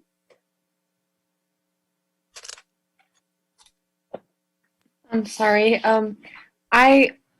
Thank you, Chair. I think I would have attended, but I haven't been getting all my emails. So next time I'll look out for that. Yeah, I haven't been getting a lot of emails, so I will try to fix that. But yeah, seems very informational. Maybe I can watch the videos. Mm-hmm. Great. Thank you. I kind of have a question. This is more directed to Director Wright. Have any honorary commissioners gone to CPRS? Probably not. They have? Mm-hmm. Our very first honorary commissioner actually went 2 years in a row. That's Kaylin. Yeah, it was. Yes. Yeah. And then we've offered the opportunity. Oh, let's see. We offered the opportunity every time the conference is in Sacramento, which is every other year. So if you happen to be lucky enough to be the commissioner when we're in Sacramento, then you get the offer. But if it's somewhere else, we don't normally offer it. Yeah, it normally costs quite a bit to bring members of staff and commissioners to the conferences. So, well, the other challenge we had is parents willing or wanting to leave their children with others or going down with them. So anyway, it's a bit of a longer story. For sure. Great. Thank you. Commissioner Griggs. Thank you, Chair. I would just like to commend you, Chair, on writing the proposal and presenting and bringing it all together, and thank Vice Chair Einberger and Alana for presenting along with you, and Vincent, who's not here. Great job. I think it is very important to keep music alive, and you definitely are the guiding light for that. Every event that we have, there you are with your music, with the Jam and Fill AMs, and it's great. It's fantastic. It definitely brings joy, and so thank you for that. And your vice presidentship, congratulations. That is well earned, and I think that will serve our commission and our Parks and Rec department very well for us to have that connection through you. So thank you for your service. Thanks. I appreciate that. Thank you. Commissioner Cervente. Yeah, thank you for putting the name of our community up there. It seems that every year we hit a milestone. Last year was that the video from Jody and Aquatics. This year it's your presentation, and just it looks like just keep on putting the name of our little city up and high. And thank you for sending us the video from the keynote speaker. I received it, and so that was nice to see. And just that's all. Thank you. All right, thank you, Commissioner Cervente. And hold on, Commissioner Margolotti, you're up next. But before I do that, I would be remiss if I did not mention that there are some new leaders in CPRS District 1. Correct, Alana? Yes, that is correct. So I am the District 1 Vice President. I got installed on Friday, and then Vincent Lin is our treasurer for District 1. So City of American Canyon is definitely on the map. A lot of people know us. A couple of social people were asking for clearance. So our name is definitely out there. I suspect that some other people were not asking for clearance, so there you go. All right, Commissioner Margolotti?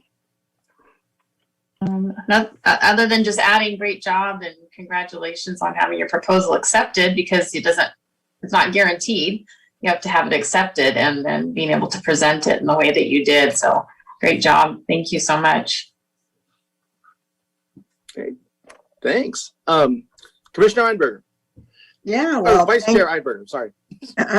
Thanks for asking me, and it was great to be a part and work with the other four of you. It was a lot of fun.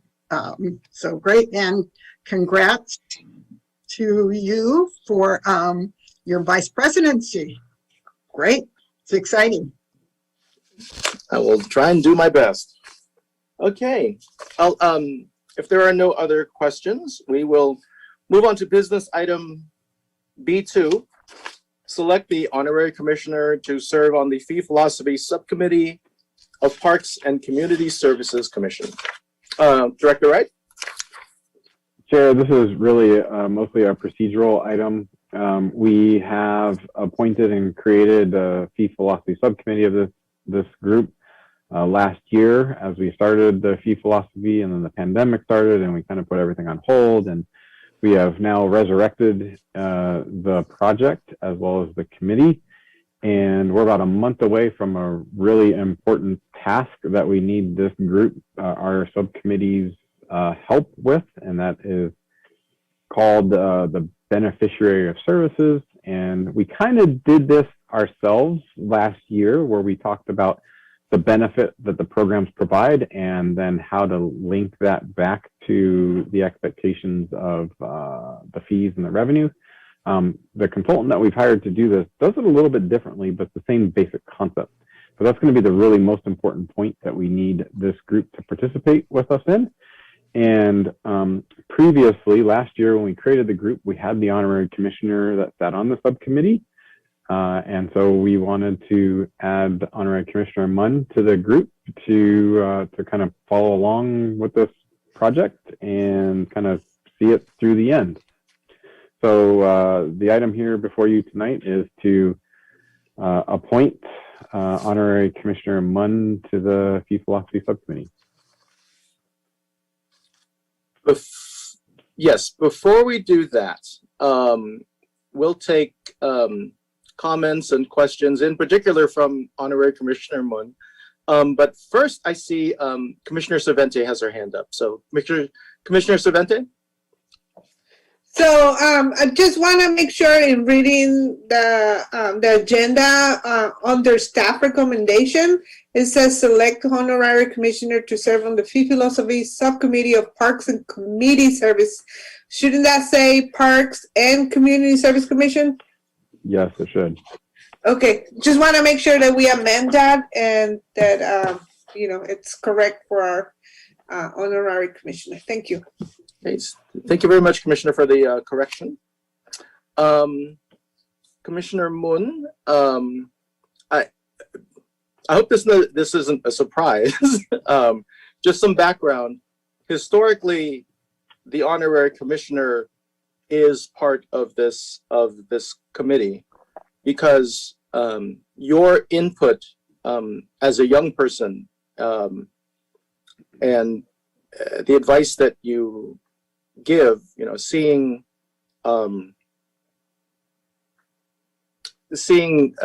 things like our fee, the department fee philosophy through the eyes of a young person is a priority. It's very important. We want to make sure your voice is heard. So do you have any questions, concerns?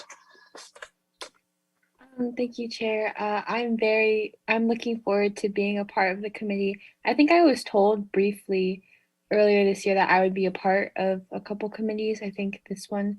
So it's not really a big surprise, but I feel very honored that I have this opportunity and I'm looking forward to it.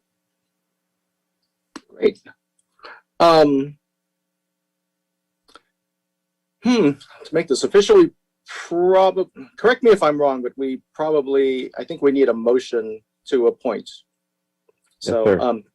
great. Do we have a motion to appoint Commissioner Moon to the Fee Philosophy Subcommittee of PCS?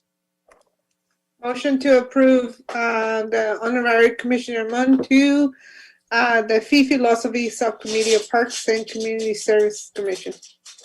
Thank you. Do we have a second? I second it. Okay. All in favor? Aye. Aye. All opposed? Okay, hearing no opposition, the motion passes. Congratulations, Honorary Commissioner Moon, to your committee assignment. And Commissioner Moon, we will arrange for you to have an update from Jody. We are about probably halfway through the project, and we've provided an update with the other commissioners already as well. So we'll have to get you up to speed. But the point where we really need your feedback is coming up in about a month or so. Okay, Yes. thank you, everyone. Yeah, we'll be there. The other, your fellow commissioners on that committee are myself and Commissioner Einberger. And I think that's it. Okay. Okay, thank you, everyone. Next item of business, or next item is department reports, starting with C1. Receive a status update on recent PCS subcommittees and other related committees. Director Wright. And Chair, I will be bookending the department reports. I'll start off with the subcommittee and I'll wrap up with the director's report. Following me, Liz Lozano has a brief, just a quick one item update. We didn't get her report in here. So after I'm done with subcommittee reports, we'll have her go. So subcommittee reports, there are several that have some relationship to PCS. Not all of them have members of the committee, but because we, the department, oversee some of them, I'd like to keep you guys up to speed with what's going on. So the first one we have is our AC Food Support Committee. This is made up of various different organizations in American Canyon and in Napa County. We meet on a every other week basis. Actually, maybe did we go to monthly, Alana? I don't remember. Anyways, we meet pretty often, and with the whole goal of ensuring that those who have food insecurity have a place to be able to pick up food. We have arranged that we have a food distribution each week of the month that is heavily supported by Napa Valley Canby, as well as the Kiwanis are the two main supporters, and then we have partners that kind of come in and out every once in a while. Our numbers have stayed pretty steady through the pandemic. The early part of it, we went really high, then we kind of leveled off and we're kind of maintaining. So the Kiwanis does a distribution on the first and third Thursdays of the month, and their distributions have been between 150 and 200. On the second and fourth Tuesday is a distribution by Harvest Free Will Baptist Church, and they've been pretty steady at 240. And then on the first Friday, the Holy Family Church has a distribution, which has been pretty steady at 125. There was a kind of surprising decrease last week in the Kiwanis distribution. We'll have to see next week as that distribution happens if that decrease continues. And we do also do home distributions to 19 households in American Canyon that are homebound and cannot leave their homes. So that is that's a quick update on the food committee. Next, we have our Community Events Committee, a group of all of the organizations in town that provide events.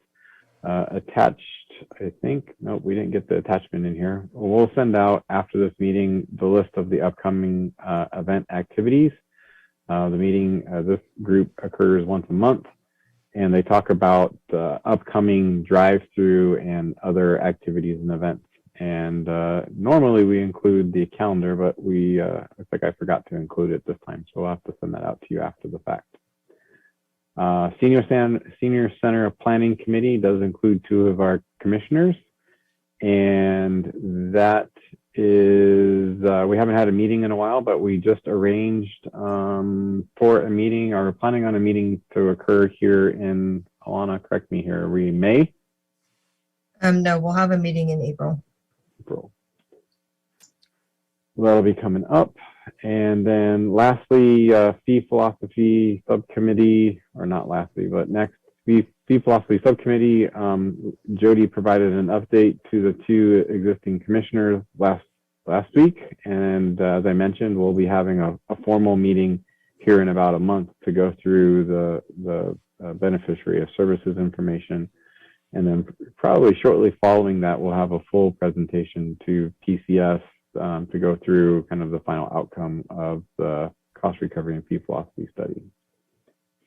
I am working on scheduling a meeting for the general plan working group. We'll be looking at the first bit of May for a re-kickoff meeting. And topics we're going to be focused on is looking at the issue, kind of recanting the information from our last meeting last year, and then kind of looking forward at issues that we need to tackle as a part of the general plan update process.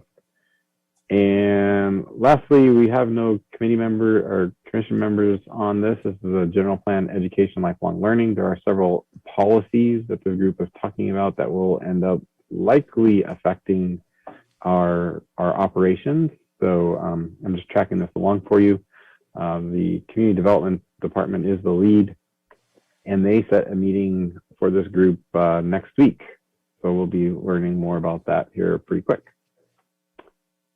And Chair, that is my really quick update on our various subcommittees. Great. Thank you very much. Questions from the commissioners. Commissioner Moon?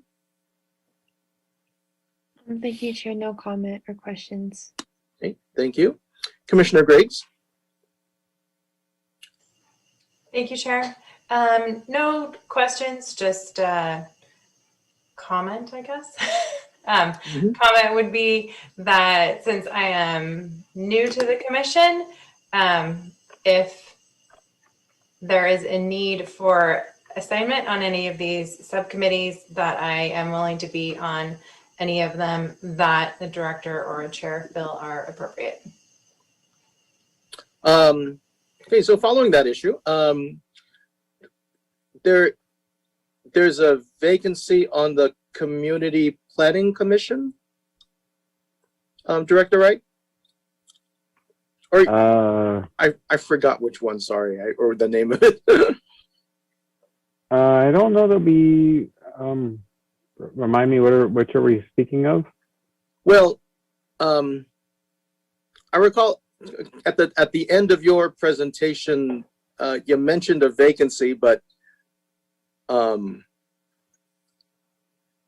maybe I'm factually incorrect. I'm sorry. Yeah, no, we don't have any vacancies. All of the committee spots are currently filled at this point. We did have a spot that came open last year in the General Plan Commission, or General Plan Working Group, that was filled last year. So it's no longer a vacancy. So the members on it are Commissioner Margolotti and Commissioner Cervente, and then along with 2 Open Space Committee members and the director of the foundation. Okay. Just for future planning, is there a vacancy coming up?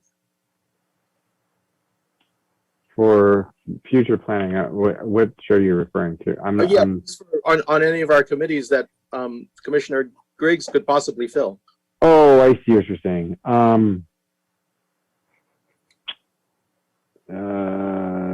No, not really. We will, pending conversation with council next month about Clark Ranch, we might need to resurrect the Clark Ranch committee. And I don't recall who was on it. I know Commissioner Cervente. And Commissioner Einberger. Yeah. So no, we don't have a spot available there. So no, I have to say I don't believe we have any spots available. Okay. So thank you, Commissioner Griggs. That's okay. I just wanted to, let it be known that since I'm not on any of these subcommittees, that I'm not opposed to being on them if a need should arise.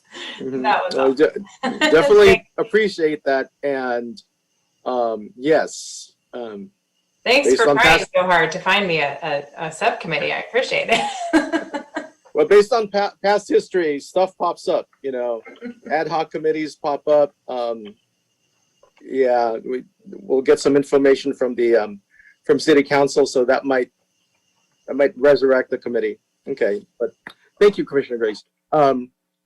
Commissioner Cervente.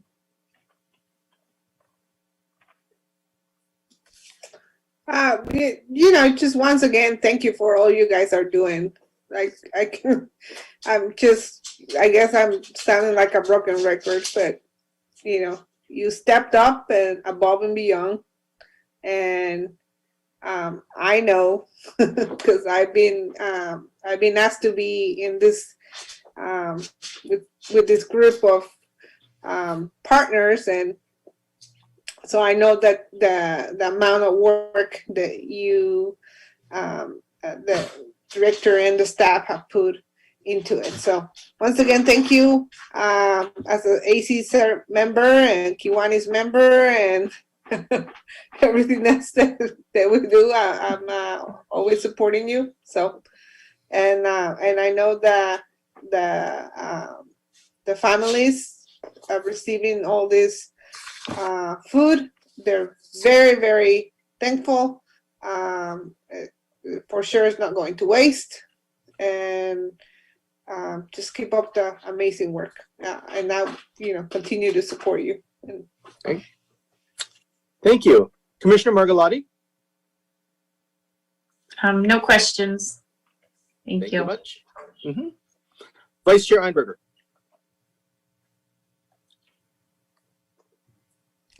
No questions. Okay. Thank you. We'll move on to item C2, receiving a report on aquatics programs. Our aquatics supervisor, Jody Michael.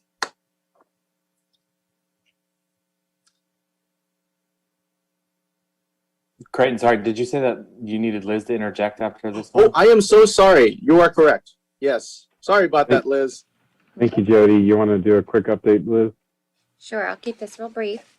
I just want to update everyone on the community garden renewal process. So we kicked off the renewals on March 22nd, and the renewal period will end on April 19th. This year has been 100% digital process.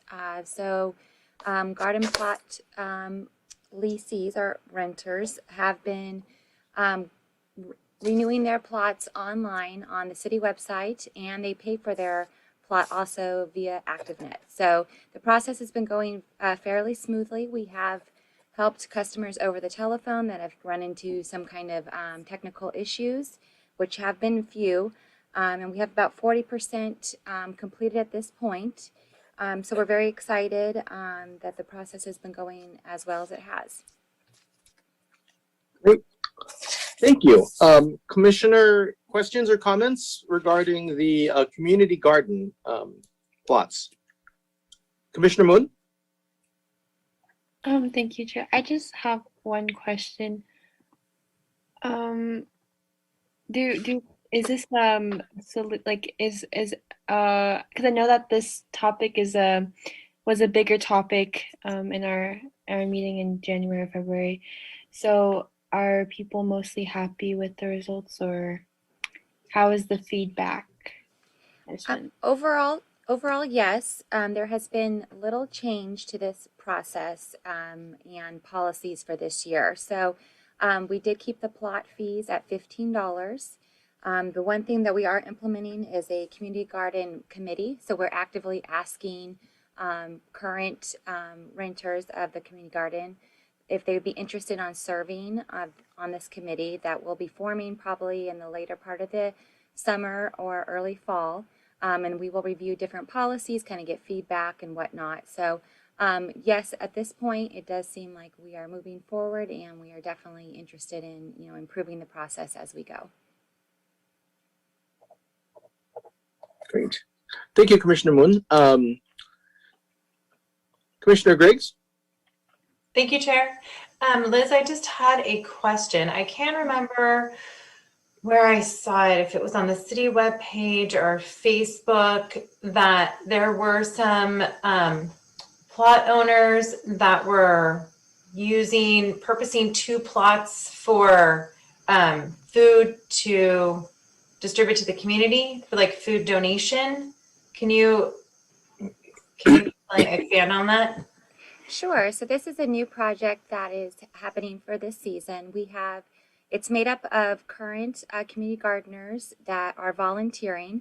They are there's 2 vacant plots, and they came to us wanting to use this vacant plots to start a community garden project that will ultimately benefit the community. So they are turning these 2 plots into a community garden where they will grow food and in turn donate it to different community organizations.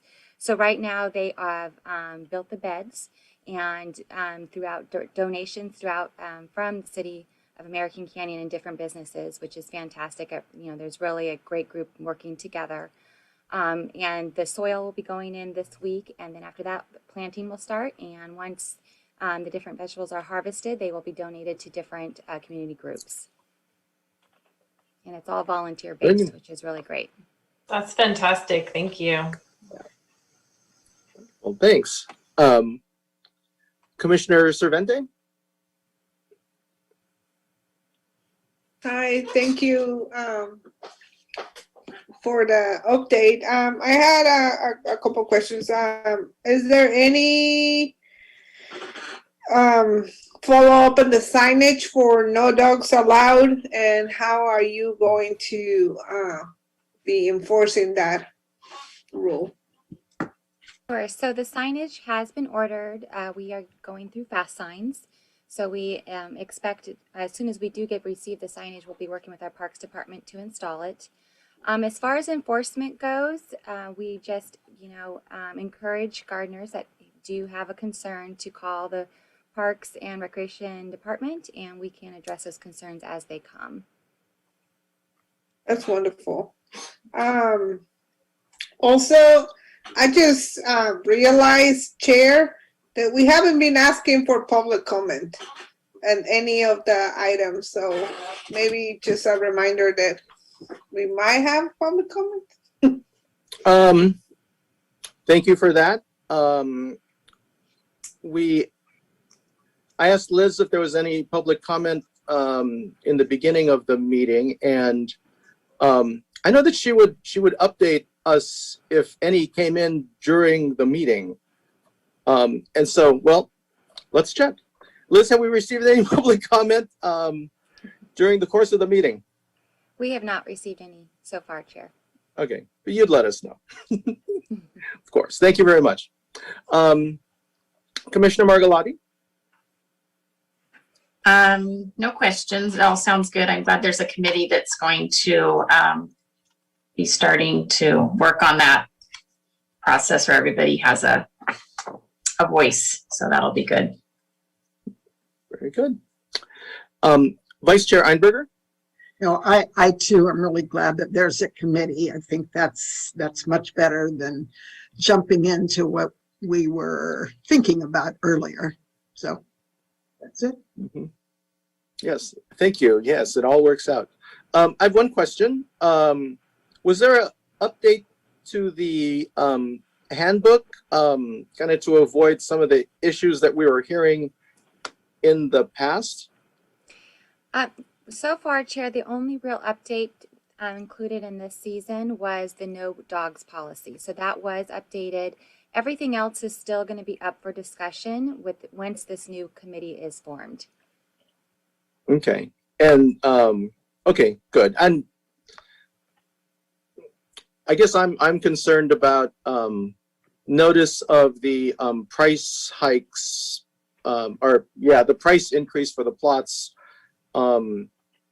getting out there in a full and fair way to the current plot holders. So Yes. but they'll talk, that's an issue for the committee. Right, and we're working on different, ways of communication also. One of the things that we will be implementing this season is we'll have a garden kiosk out at the garden where we can actually post different things. Gardeners can do the same. We are going to also be, communicating in different forms, letter and versus email, and making sure that, we are proactive when these bigger topics come up, that everyone is involved.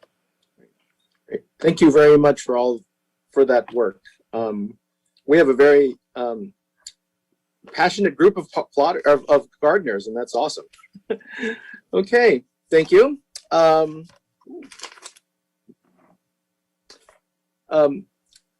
Yes, next item, C2, receive a report on the aquatics program.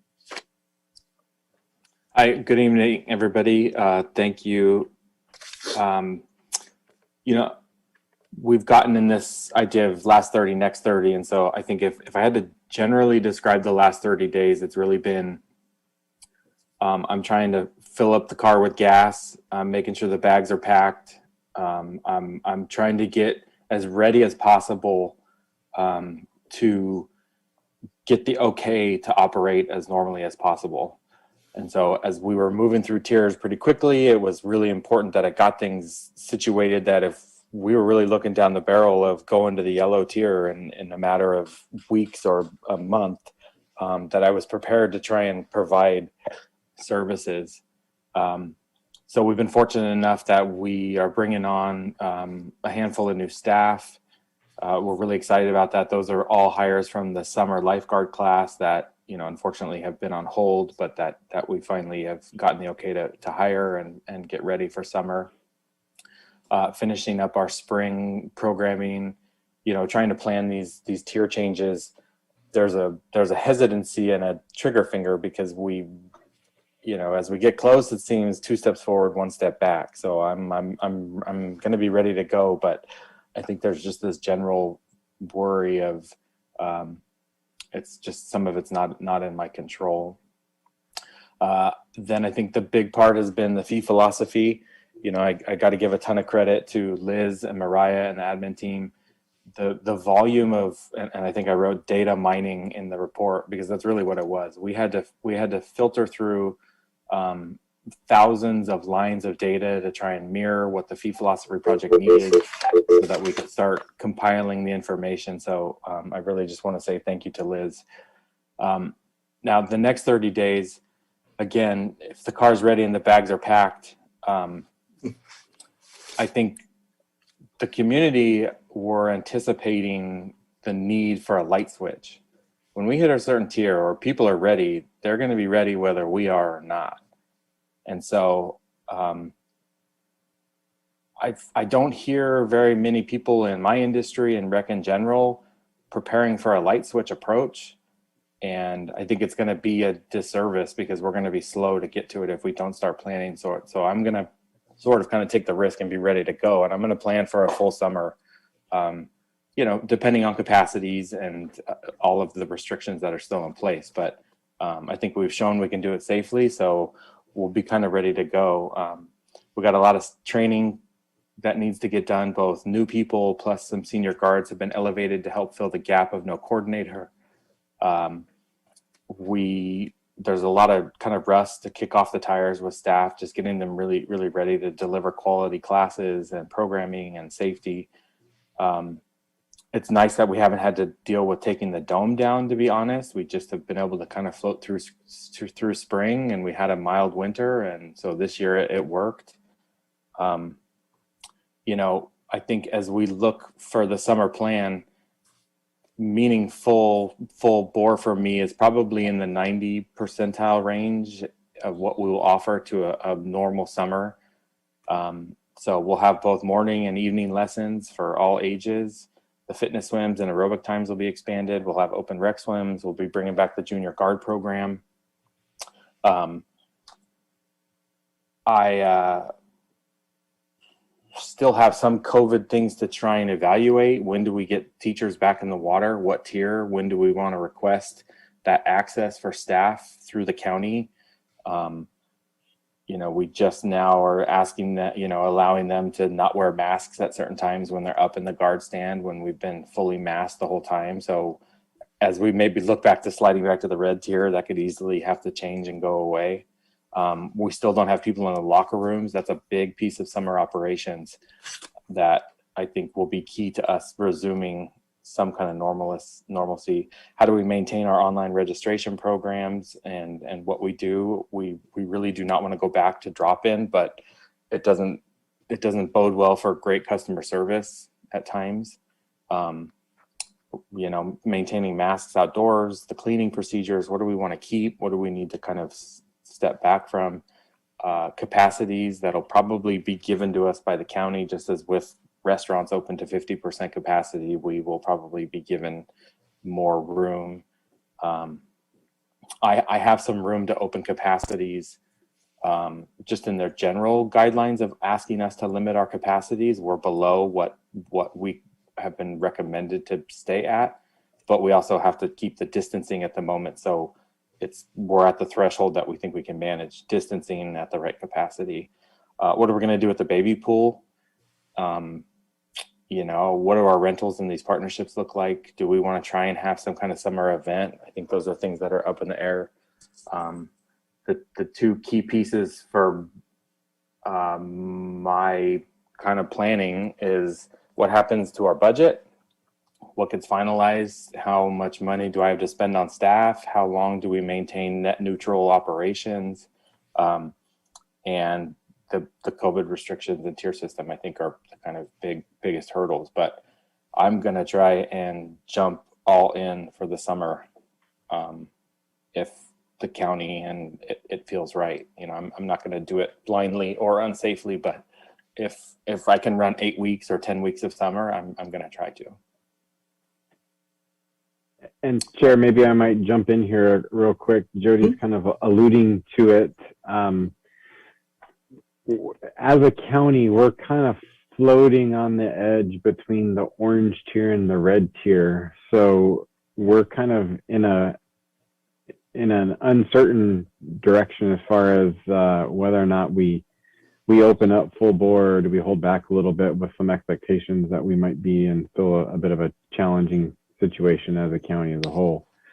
So that's overly complicating where we're at. You know, my personal expectation is that we would likely roll through the tiers pretty quickly once we came out on the other end of this pandemic and we got vaccines out and everything. It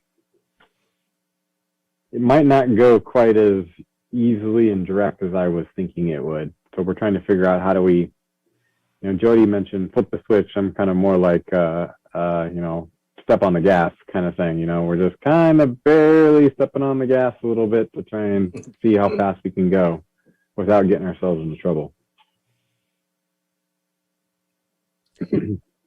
Great. Thank you for the additional information. We'll open up for Commissioner questions and comments. Honorary Commissioner Moon. Thank you, Chair. Nothing really. I just wanted to say thank you for all your hard work because it's a lot. So thank you.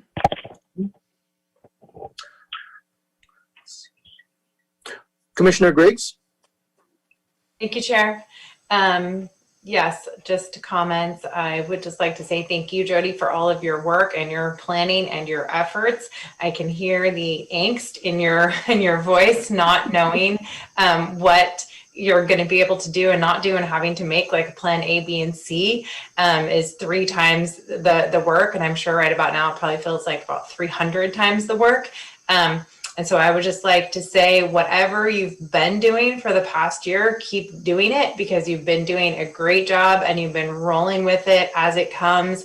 And I have not a single doubt that that's what you'll continue to do. And if we're able to have full programming, that will happen. And if we're able to have a community event, fantastic. And if not, there's not going to be anything that we can do about it. So thank you for your work. Hang in there. I hope you did something fun on your furlough days, because you gotta give yourself a break from this. I hope you weren't preparing your report on your Monday off or anything. So thank you for all your work. Take some time for yourself. Appreciate everything you're doing. Thank you. Great. Thank you very much. Commissioner Cervente? Thank you, Jody, for all the pre-planning that you're doing and thinking ahead of this whole thing. And it's better to plan for big and then scale down. So kudos to you. Thanks. Yeah, I mean, the planning big, you drain resources like admin, having them plan an entire summer and then having to come back and be like, well, we got to close it all now or something, is really one of my bigger fears than having to pull it back, is that we're tight staffed. We're fighting 2 weight classes above right now, and we're behind. And you add all of these resources being pulled in different directions and then trying to get fully open. I mean, it sounds like we need a psychiatric ward at times, but I think it's the best that we can do for the community is to try. Commissioner Margolotti?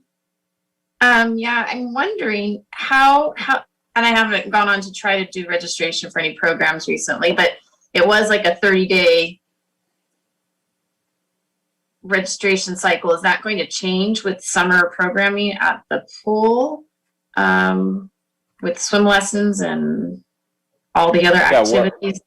We're starting to transition into a little bit longer and wider registration time, so that it's you could start registering for the whole summer is hopefully the plan. I mean, I don't want to speak out of turn, but I think as whatever we can open up as much as we can, we will try to. We've been going month to month just because the items have changed so much, or just what we could or couldn't run, and so. We need to dial it in. Hopefully we'll get back to pre-COVID times where we registered by season and we had these kind of a longer time frames, but I'm just not sure that we're ready yet.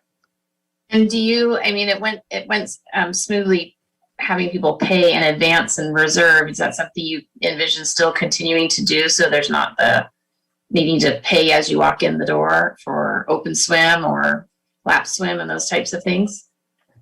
Yeah, I mean, from a logistics standpoint, it's a blessing to print a roster. You can't get in if your name's not on the list. But how is that equitable? Is it great customer service when you just want to go to the pool for the day with your kids and you forgot? Or we have to work through some of those kind of drop-in things. But we also have limited tech resources too, that I'm not sure how far we can stretch that, signing up from afar, but we'll see. We can't go back. I want to offer it for sure, but if we can dial in those smaller pieces, but yeah. Thank you. Okay. Vice Chair Einberger? Yeah, well, good job, Jody. A lot of planning. I don't envy you for sure, but good luck. We're all behind you. Thanks. Jody, definitely a shout out to you for your work, but also shout out to Liz and to Mariah Caldwell for the data gathering on the fee philosophy subcommittee. We know a little bit more. Vice Chair Einberger and I, because we, from our last fee philosophy subcommittee meeting, but, we definitely understand that Liz and Mariah, there's 30 more hours of work that you committed to get to continue that data gathering. Oh wow. And we've seen the reports. Yeah, it's very detailed, very necessary. But kudos for both of you for taking that on. It will be a big benefit when we're going to our Few Philosophy work. So thank you. Before you move on, I should have put this in the report too, but I've gotten a lot of questions about a lifeguard class. We probably won't be doing one this spring. I don't know what the summer will look like, but because the community is so in tune with this, which is a great succession plan. Junior guard, you take your lifeguard class, you're a swimmer, you come and work at the pool. I mean, it's great. But I did not like having to hold staff off for 9 months after they just spent money to buy a class to do it. So I'm not sure that we would have the room to bring on 10 more lifeguards over the summer or something. So I'm going to see what my fall looks like. And if I need the people, then we'll try and run something maybe later in the summer. But as of right now, I don't really have one planned. So just FYI, but it's mostly because I don't want to hang on to people or have them in the wings if we don't need them. Okay. That sounds like a wise decision. Thank you. Next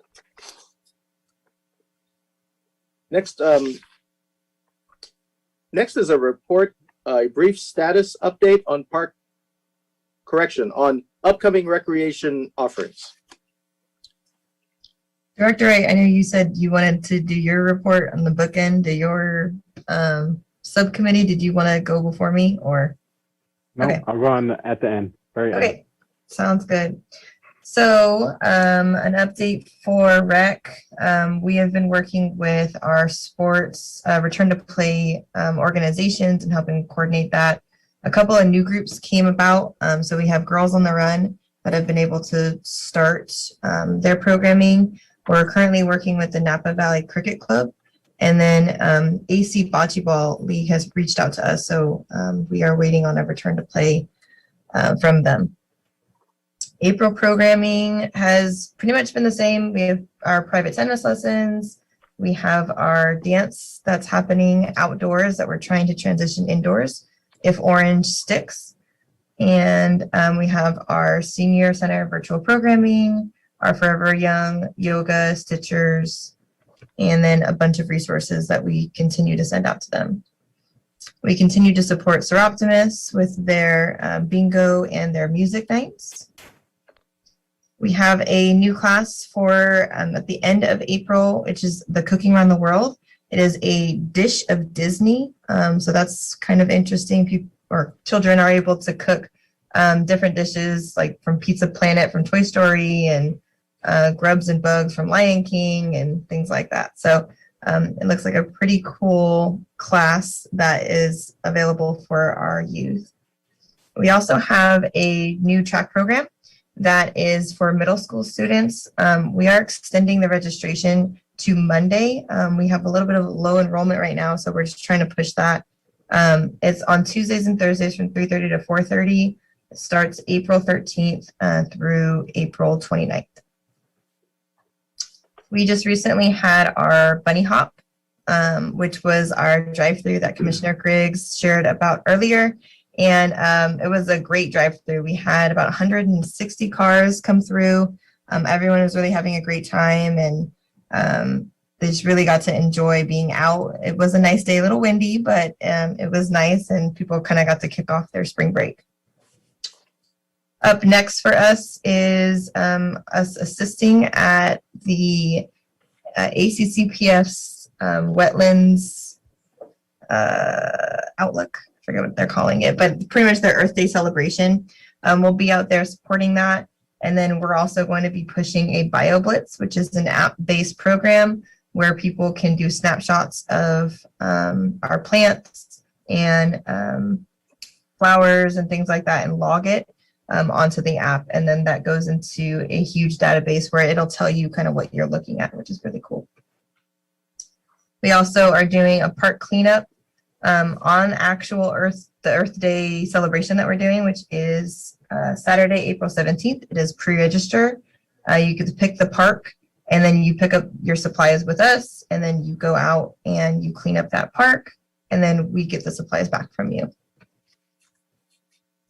That's pretty much April. Our summer look ahead. I know it's been on everyone's mind. Everyone I run into is like, so 4th of July. So 4th of July, where we are, we have a plan that we need to submit to the county.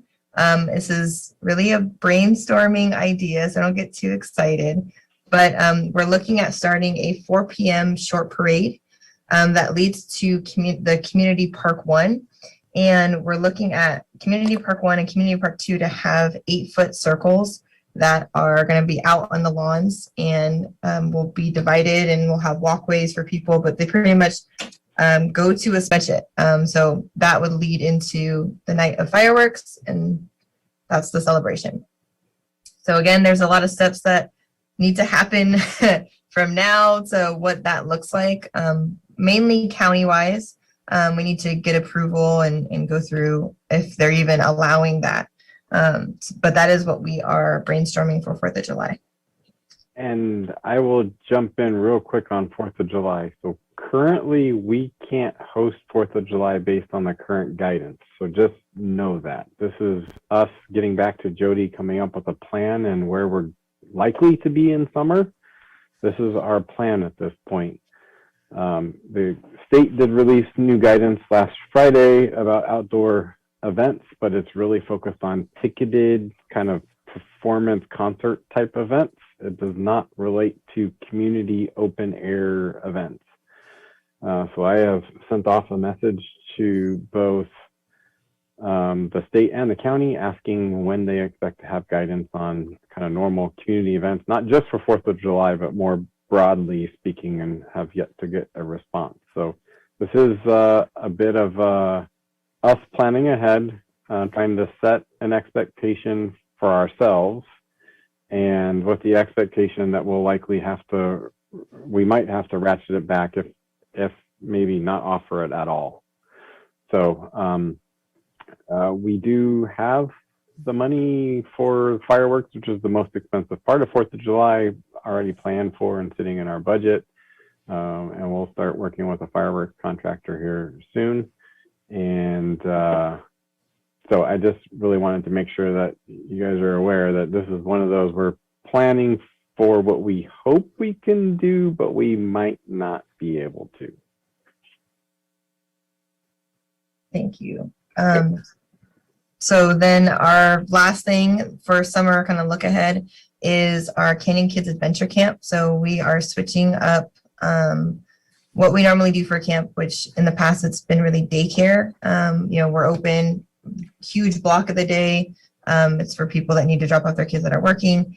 We kind of found throughout this pandemic, the Boys and Girls Club has done a really great job of being able to support families that don't have childcare throughout the summer. And we took this opportunity to pivot and see where we can go. So we're looking at offering a camp that is 3 days out of the week, and it's really focused on adventures and field trips that we want to go on. And we want to expose the children to outdoors and really have like lesson plans for them, fun, engaging lessons plans. Our camp last year had what we called in-house field trips, where we had guest speakers come down. So something like that to really engage them and expand their education throughout the summer. So we're looking at doing block camps. So with restrictions right now, we have to have the kids in cohorts for 2 weeks at a time. So we would have one block that is 2 weeks, which again would be the Tuesday, Wednesday, Thursday. And we're looking at having the camps from 8 to 12. And then one of those days, each group would be going on a field trip, a local regional field trip is kind of what we're thinking. So we're looking at having camp after 4th of July, again, starting the week of July 12th. And then the second session would be July 28th, July 26th. And then the last week would be August 2nd. And with field trips and swimming, I mean, that's been something that we've offered. Right now, it's a question mark, really. We're just waiting on more guidance to come out, updated guidance with the county and the state in regards to summer camp. And that's it.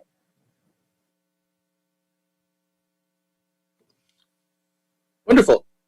Questions from the commissioners? We'll start with Commissioner Moon. I just have a quick question. You mentioned briefly the volunteer work where they clean up the parks. Where can I find that? Because I think I can let a lot of my friends at school know. I'm actually going to pass that off to our coordinator, Ms. Zudi. I'm pretty sure it's on our website though, but Siobhan. Yeah, so excellent question. All volunteers in our community or outside of American Canyon can sign up for volunteer projects throughout the city on the city's website at cityofamericancanyon.org/volunteer. And from that point, you'll be directed to create a service account. It's super simple, just a few bits of information. And then from that point, you can just register for any project and sign your waiver. And then you show up to the project. So it's a great way to help us stay organized with recruiting volunteers and getting the word out on our projects.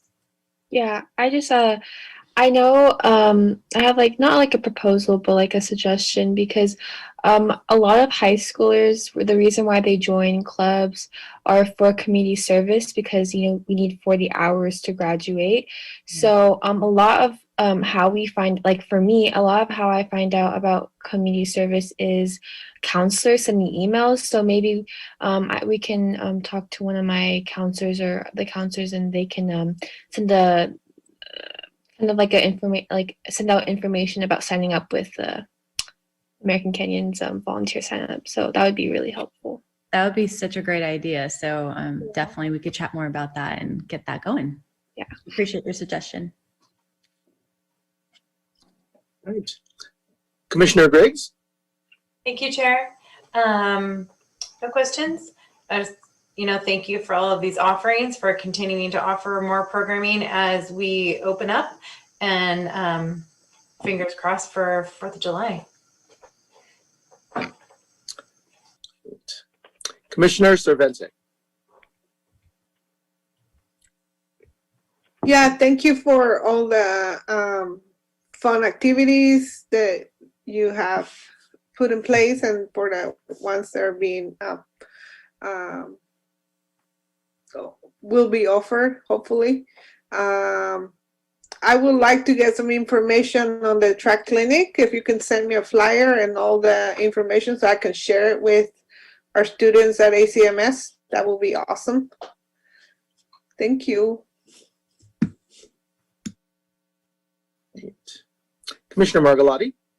I had a question for Senior Center. Is there a time period or reasoning why you would be able to have some in-person programming? Now that a lot of the seniors have probably had the ability to be vaccinated, is that something that's there's rules about? That is a great question. So in our senior subcommittee internal meeting, it was a discussion that we started talking about and finding out if other senior centers are offering that as an option if they have a vaccine. So I know Director Wright was finding out if there's anything that we can do about that. We are developing what our next steps are in regards of reopening the senior center and what that can look like. So we do have our flow chart of how we would operate and how it would be open. So we are diving into that a bit. There's no set date as to when we're going to have the seniors in the facility actually in person. Right now, our senior programming, we're going to be offering line dancing coming in May, outdoors, and then if we're in Orange, it'll be indoors, which will kind of be our first indoor class, but that'll be in the gym because the capacity, with social distancing, it fits in there. So I would say it's on the horizon. We are gearing up to see what that looks like, but there is a lot of unanswered questions right now as to if we can have them in there. And I mean, I know for this, the CDC says for the schools, it's 3 feet. Is there a direction for not in schools with parks and programming as far as social distancing? For indoors? I'm just wondering, I mean, I know the schools, they're telling us 3 feet now, but are they talking about out in the other world? So we follow 6 feet is where we follow and stay on. So our Miss Lori's dance classes, they're 6 feet apart when they're out in their class, and the same procedure is going to take place for line dancing. So minimum of 6 feet, I should say. All right. And then I think your timing on the summer camp is good because it looks like the school district's going to be offering 3 2-week sessions of summer school in the morning, but I don't know when, but I'm assuming they might be June, but they're doing a similar type of thing. So I think the timing would be good. Parents would appreciate that. So thank you. Great. Commissioner Einberger. Yeah, well, good job on everything as usual, like going on. And, you know, to answer the question, Commissioner Margolotti about the, now that so many people are vaccinated, I mean, I work at the senior center in Fairfield, and from what I understand, there really is no advantage. Well, obviously there's a huge advantage, but in terms of programming, not necessarily an advantage to having people vaccinated, which is really unfortunate. But anyway, good job. And again, fingers crossed on 4th of July and all the other programming. So, Mike, here's my questions. Has the 4th of July plan been sent in yet? Not yet, no. We are still, so the state just released some guidance with events, as Director Wright was saying. They're more so ticketing events. So we are having to comb through and see what fits, and we've asked CPRS, what is everyone else offering? I think the other concern with 4th of July for us is we don't want to be the only show in town or in region. From what I've heard, Napa is not so far not offering fireworks because they usually use the fairgrounds, which is the vaccine and testing site. So they can't do that. So we haven't put the proposal into the county yet, but it is something that we are going to be working on here really soon to be able to submit to them. Okay. Are you familiar with a reverse parade? Yes, I have heard that. Someone, I want to say it was Novato. They did that this past year. So a reverse parade, for anyone that doesn't know, is the houses are decorated, and then that's the parade route. So people would get in their cars and then view that. So it was something that we talked about, but we tried to get people to sign up to decorate their own home this past 4th of July, and we did not have that many entries. I think it was six, maybe 8. So okay. Yeah. The reverse parade idea I heard, and this was at CPRS, was that it would be the floats that would be stationary, and the folks, people driving in cars, would drive by the stationary floats versus gathering on the sidewalks. So I just wanted to make sure that was, in the bag of tricks for our city. So, yeah, that's it for me. Great. You're pivoting upon pivoting. So I, definitely appreciate that. We all do. So thank you for the report. Yep, you're welcome. Okay. Next item, brief status update on park-related projects and the volunteer program. All right. Good evening, everyone. Can everybody see my screen? Okay, lovely. So I'm going to give just a brief overview of this past month. Was a really big month for our volunteer program. We ended up having 3 volunteer projects fall into the month of March, and this was sort of unintentional. We had a lot of projects that were from December, January, and February that kept getting rescheduled due to COVID restrictions. So they all piled into March. So the first project we had was March 6th with a partnership-led initiative with ACCPF to bring a landscaping project to Wetlands Edge around the concrete pad where the exercise equipment was installed. So this was sort of the cherry on top of that project to close out that area. So we essentially planted about 55 native species in that plot, and we had irrigation and mulching completed afterwards. So that area has now been landscaped with the help of 12 of our really great volunteers that day. So that was sort of the first project we had in a while for our volunteer program.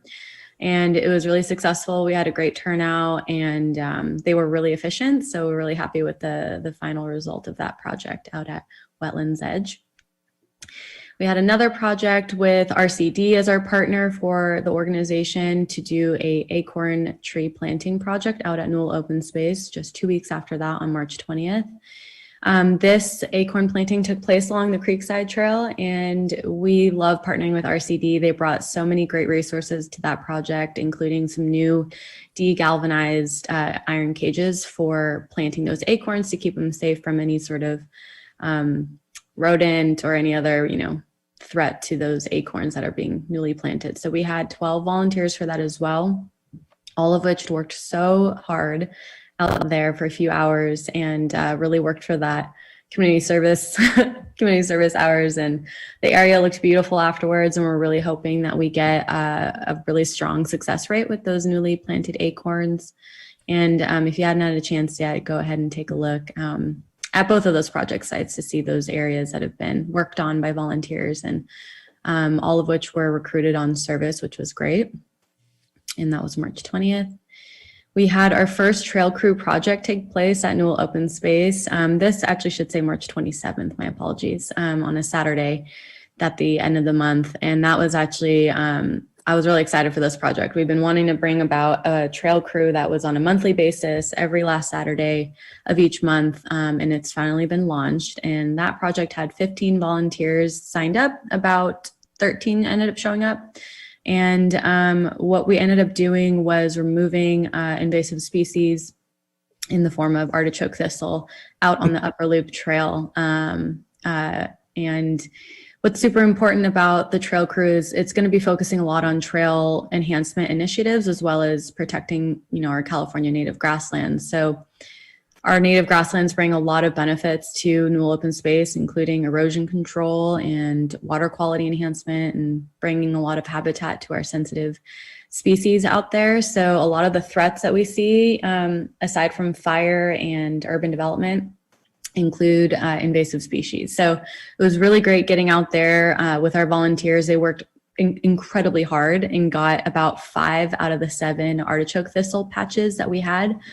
And the area looks great. We're really excited about doing that on an annual basis to make sure that we can really remove that artichoke thistle presence, as it is impacting the native grassland species out there. So all of these projects were recruited on service, and we're always looking for better ways to enhance our recruitment. So I'll definitely put Jennifer Kanzenbach, our communications manager, in touch with the high school advisor to get that word out even more to the high school students. So we're really excited about moving that along. Next, I have the Prop 68 grant funding allocation that the city has been designated about just shy of $178,000 to replace and renovate Northampton, Com1, and Little League. So we have had the resolution approved by City Council back in January this year. And our next step will be to prepare an application package. We have plenty of time for that. It'll be December 2021. So we'll get started on that package probably in late September. So I'll have more updates a little bit later in the year for this grant funding opportunity for the city. And lastly, we have grazing management updates. So as you guys know, Creighton and I have been working with Jasmine from the Solano Land Trust, who is their designated grazing manager. And we jointly graze with them as our grazing operators work on both properties. And we've been in contact with Azevedo's very frequently to get a proposed grazing license working and signed and everything. So we're working on tailoring it to our needs, and we should be having that finalized hopefully in the next couple of months is our goal. Aside from that, we've been exploring sheep grazing operations. That's sort of tied in with possible grant funding that we would need to secure in order to execute that type of operation out at Newell Open Space. We've been in contact with the Napa Land Trust to get these new pedestrian gates installed, as well as approving a carbon farming plan that is already in the works with RCD, and also getting their approval on a sheep grazing opportunity. So that being said, we do have our pedestrian gate project with California Core North Bay scheduled tentatively for April 19th through the 21st. We'll be installing 3 pedestrian gates and 1 vehicle gate, all in the effort to really help enforce those cattle exclusion zones at Newell Open Space to really protect that riparian ecosystem, red-legged frog habitat, and the trail conditions. So we've been speaking with them. We're getting an agreement together so that we can get this project going. And we've received confirmation that even during this project, we will not need to close Newell Open Space, which is always great to hear. We want to keep that access open as often as we can for our trail users so that they have a place to go when they, need to spend time in the outdoors. So that concludes my updates. I'm ready to take any questions if you have any. Great. Great. Wonderful report, Shalon. Commissioner Moon? I have no questions. Just want to say how considerate it is that we're really having gates and making sure that the wildlife is safe and secure. So I find that very amazing. Thank you. Commissioner Griggs? Thank you, Chair. I would just like to say that I had a lot of fun digging holes for the planting of the lavender, and I don't remember the other plant name, out around the wetlands fitness area. So that was a lot of fun. I check on my little plants that I put in holes every now and then. I go by just to make sure, that they're doing well. It looks great.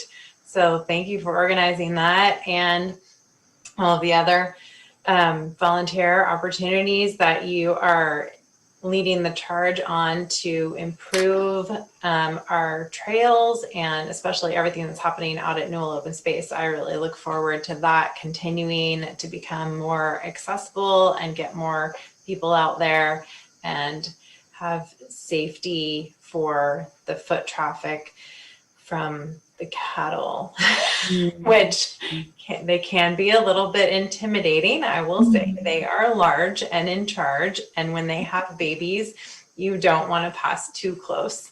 So the last time my husband was up there, he actually had to switch back at the top and then take a little climb back, in the opposite direction that he wasn't necessarily planning on, because he did not feel comfortable riding his mountain bike right by the cows with their babies. So it's good. We're going to make space for everyone up there, humans and cattle and wildlife. Thank you. And a special thanks to all the commissioners that came and attended that project and any other volunteer project in the past. It really is amazing when you guys, come and just show your support. It really is amazing, and I appreciate it very much. And I appreciate everyone who brought their dogs. It's not required, but it's strongly encouraged. And I look forward to seeing your dogs more often. So Dory liked you very much, and she really appreciated the attention that you gave her. And Coco liked digging holes. Oh yeah, Coco was great. Honestly, it was wonderful. Thank you, Shaylin. Commissioner Cervente? Thank you. Great presentation. Thanks. Commissioner Margolotti? No questions. It all looks great. Thank you. Vice Chair Einberger. Yeah, looks good. It's great that you have the volunteers signing up, and Wetlands Edge, that project looks great. I haven't been out to Newell yet, but look forward to doing that. So nice job. Thank you. All right.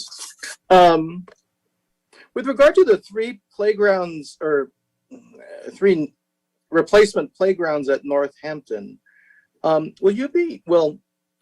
we be receiving any input on playground design, in particular access to that space for our disabled residents? And this is at the forefront of my mind now because of CPRS and friendships with residents who do have disabled children. You know, one takeaway for me was compliance with ADA isn't necessarily creating a welcoming space for disabled. Like, we can do better than that. So there you go. Absolutely. To your point, to your question, we have met with a consultant, a contractor that I don't remember the name, but they've showed us a few design alternatives and options to consider when we get closer to that point that do offer wonderful amenities for all access and all ability children so that they can participate in a variety of different activities on the play structures. So that's something that we're definitely considering, and we're definitely wanting to be more inclusive and have that brought to our community. So we're working in that direction. Wonderful. Thank you. Hey, well, I see no more questions. We will thank you for the report. There we go. Report by the director on various topics. It is all yours, Director Wright. Chair, I think I'll try and make this fairly short. Some of these items I've already talked or shared you emails about earlier this week or end of last week. So I'll go through my list here really quickly. We're in the middle of our budget process, working through some requests from our finance department to make some adjustments. So I'll be working on that in the next couple of days and I should have a pretty good sense for our May meeting on what next year looks like. So I'll share that with you then. Our city council met at the end of January and did some strategic planning. And I have a list of initiatives that we are to be working on, and I'll put that on an email and send that off to you in the next couple of weeks here as we get moving. It will end up charting our main focus and direction as a department and really provide some guidance to PCS as well to kind of follow along with us and ensure that we're staying on track with council's expectations. Next item is Clark Ranch interim use discussion. We had originally scheduled that for our next council meeting, but we are pushing that back a little bit into May. And as we get closer to it and we get settled on that date, I will inform both of our commissions when that discussion happens at council so that you can listen in and participate if you're interested. Number 4, orange tier. We talked about it. We, as a community or the county, have gone into the orange tier. And as I mentioned, we're kind of floating between red and orange based on our statistics. So next week will be interesting to see where we end up. But orange tier does provide us some flexibility and allowing some things that have not been allowed since the pandemic has begun. Probably the 2 most notable items is basketball is allowed outdoors in the orange tier. So if we stay in orange, we will be putting our basketball hoops back up as a community. And the second item is the gathering guidance does open the door for potential picnic shelter rentals. We need to research that a little bit more and understand what exactly the implications are and the limits on participation based on the current gathering guidance. But those are the 2 kind of most notable things that start opening up for us that are different that we haven't done up to this point through the pandemic. Number 5, we still have 2 staff that are supporting the county's vaccine clinic. And that is actually one of them is here. Shilon is one of them, and Vincent is the other one. So on a weekly basis, they're each taking a shift up at the clinic and helping support that operation with the county. And if and when we have satellite clinics here in the community, we also have supported that with some of our staff as need be. So we haven't had any recent ones, but the ones earlier in the month of March, we had several staff that supported those at the senior care facilities or senior focused facilities. And lastly, I included this on the email, but we have our programming survey out. It was just reposted, I think yesterday. It went out last week, and then it was reposted again earlier this week. Please, I encourage you all to participate, share it, take the survey yourselves if you haven't already. Just one important note, it is structured so that you can only take it once. So no cheating, no 20 votes. You can only take it on one time per device per IP address. So if you try to open it the second time, it won't let you go there. So it'll look like it's dead or it's not available, but it's most likely because that was a device that you already completed the survey on. And so we're really eager and hopeful to have, my target is 300 surveys, and as of yesterday, we were getting pretty close to that. So I'm hopeful that we'll hit that number and we can get some good data that we can probably share with this group at our next meeting. And Chair, that is it for my update at this point. Thank you very much. Questions and comments? Commissioner Moon? No questions or comments. Commissioner Griggs? I do have a question on the picnic area rental. If that is opened back up, will it have guidelines surrounding how many people can be there when it's rented, if they can be from a certain mix of number of households? How is that going to be regulated? Who's going to be in charge of managing that? Just sort of everything that comes with like not being fully open, but being able to have that as a rental. That is exactly what our staff is researching now, is trying to figure out how do we realistically manage the opening of the shelters. Because the current gathering advice does have a strict number on it, and some of our picnic shelters have a capacity that I believe, this is where I only skimmed the guidance, I didn't really pay super close attention to it, but I believe some of our shelters can actually serve more than that, and even more so, even if we tell people in a shelter situation that there's a certain capacity, they very rarely follow it. So excellent questions. I don't have the answer to. That is what we're trying to figure out. Okay, well, I appreciate that we are still working on it, and hopefully we just plow through the tiers and it doesn't have to be so much work to figure out the middle ground. And it would be great if the basketball hoops could go back up. My husband and daughter would be very happy to go shoot some hoops. So that's exciting. Thank you. Commissioner Savente?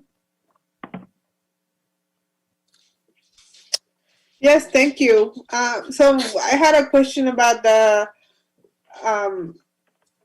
so just to clarify, the basketball hoops are up, correct, Director? Okay, No, we're taking a wait and see approach to see what next week looks like, if we stay in orange or not, before we make a decision on basketball hoops going back up. Okay, so that was my follow-up. How long will you have to wait to be, how long would you wait on the orange tier to actually put them up? I know there's a lot of folks in the community, and there's a lot of parents that I heard from that they want those up. I know we're gonna have to see how the data looks next week. I'm not gonna be able to say a solid date because it's really dependent on kind of where we're at. Okay, and my other comment is on the vaccine clinic support. I think it's wonderful that you're supporting the clinic. However, I am quite disappointed on the county for not providing vaccines for our residents. A lot of our residents, and Chair is laughing because he's one of them that actually went to Solano to get their vaccine, and I'm wondering what is the city doing to lobby, advocate for our residents to get more vaccines and arms here in the city. So that would be a great question to ask our city manager. I'm going to share what limited I know about it. It's not a county issue. It's not a county issue per the city. It is a state issue providing vaccines to the county to then distribute to the rest of the county. Our supply of vaccines as a county has been relatively limited compared to other locations, largely because we started off and we vaccinated a lot of people very efficiently in the county. And so our statistics from a vaccine perspective got us ahead. And unfortunately now it's kind of hurting us a little bit. So it's not necessarily an allocation issue with the county, but it's more an allocation issue from the state to the county. Okay, yeah, so I would really love a follow-up on this because it's concerning. How I don't know how to say this nicely. How are we getting this predicament and a mile from us in Solano, they're vaccinating left and right. So it's I don't know if you understand my frustration about it. No, I do. I completely understand. I will pass along your concern, and I caught somewhere that there is a COVID workshop or open house that's going to be happening soon, and that might be a good place. I'll research it and I'll follow up as you asked. It was a town hall, and it was today at 4:30, so it already happened.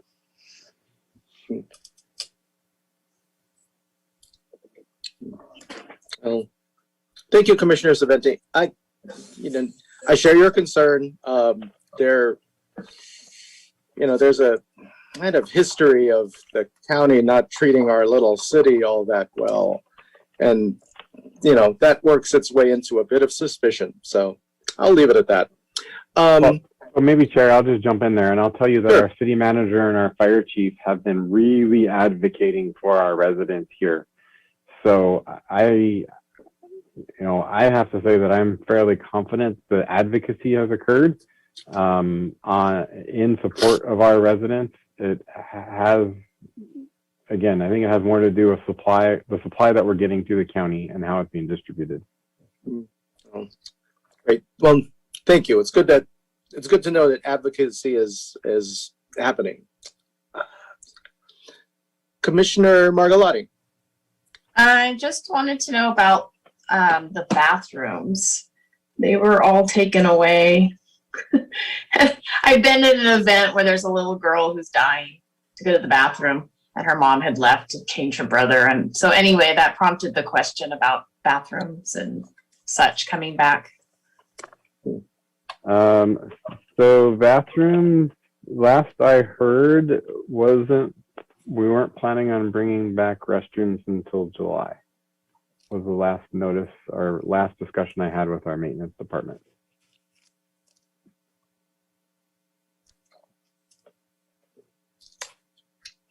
Sorry, is there a reason why?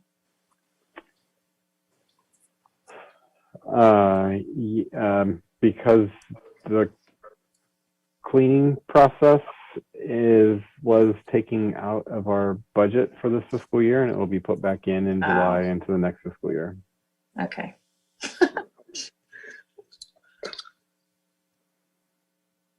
Ouch, the things we find out, huh? All right, Vice Chair Einberger? Yeah, I think all my questions have been answered. Thank you. Only one comment. Director Wright, thank you for your monthly, for your email updates. It's, for those of us who are, quite busy, it's nice to have everything in one overview email. So your efforts there are definitely appreciated. Thank you. You're welcome. I've been making an effort. It's I want to make sure you guys are as connected as I can be. Okay. It is 9:58 p.m. Last item, items for future consideration. Commissioner Moon? I have nothing.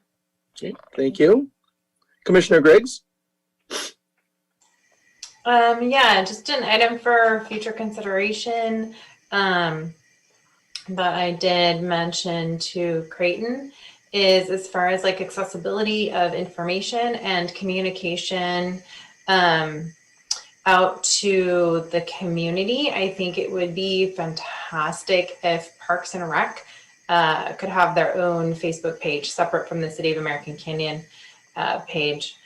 I think that people go to the city page to look for updates, for Nixle alerts, for safety concerns, for closed roadways, for, what tier we're in, for vaccine information, for all of that kind of stuff. But if they're looking for events and programming and parks updates, you don't necessarily want to scroll through all the city stuff to get to that. So I think it's an opportunity for us to have our own page that would be more specific to Parks and Rec. And so I'm just putting it out there. I think that would be a big advantage for this department. So that is my future consideration item. Thank you. Commissioner Cervente? Yeah, that's a great idea, Commissioner Griggs. It has been brought up before, and we got an explanation that I'll let Director Wright explain it. But on that note, Twitter and Instagram, it's another great way for our youngsters, our teens, to get their information, and the city, or the city in general, is not doing a good of a job utilizing those social media. What are they called? Social media Platforms. Yeah, thank you, Chair.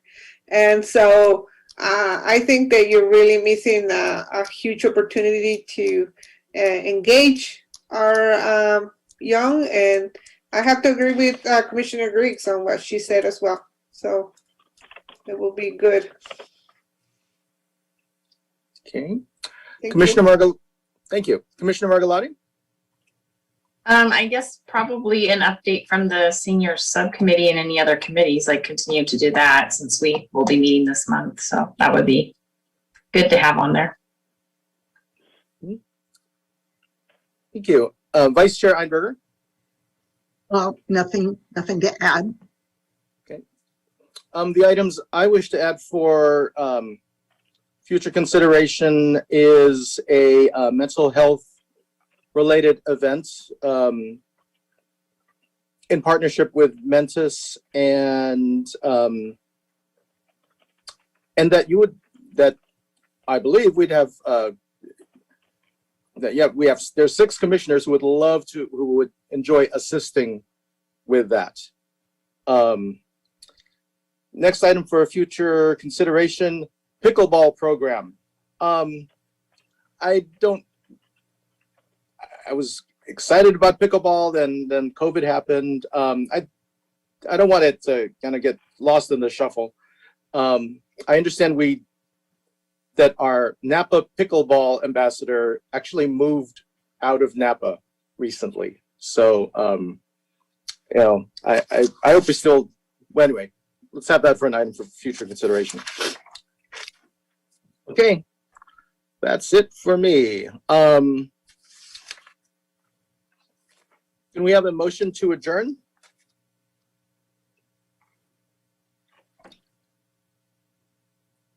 I motion to adjourn the meeting at 9:56 p.m. I think. Do we have a I second? I second. Okay, all in favor?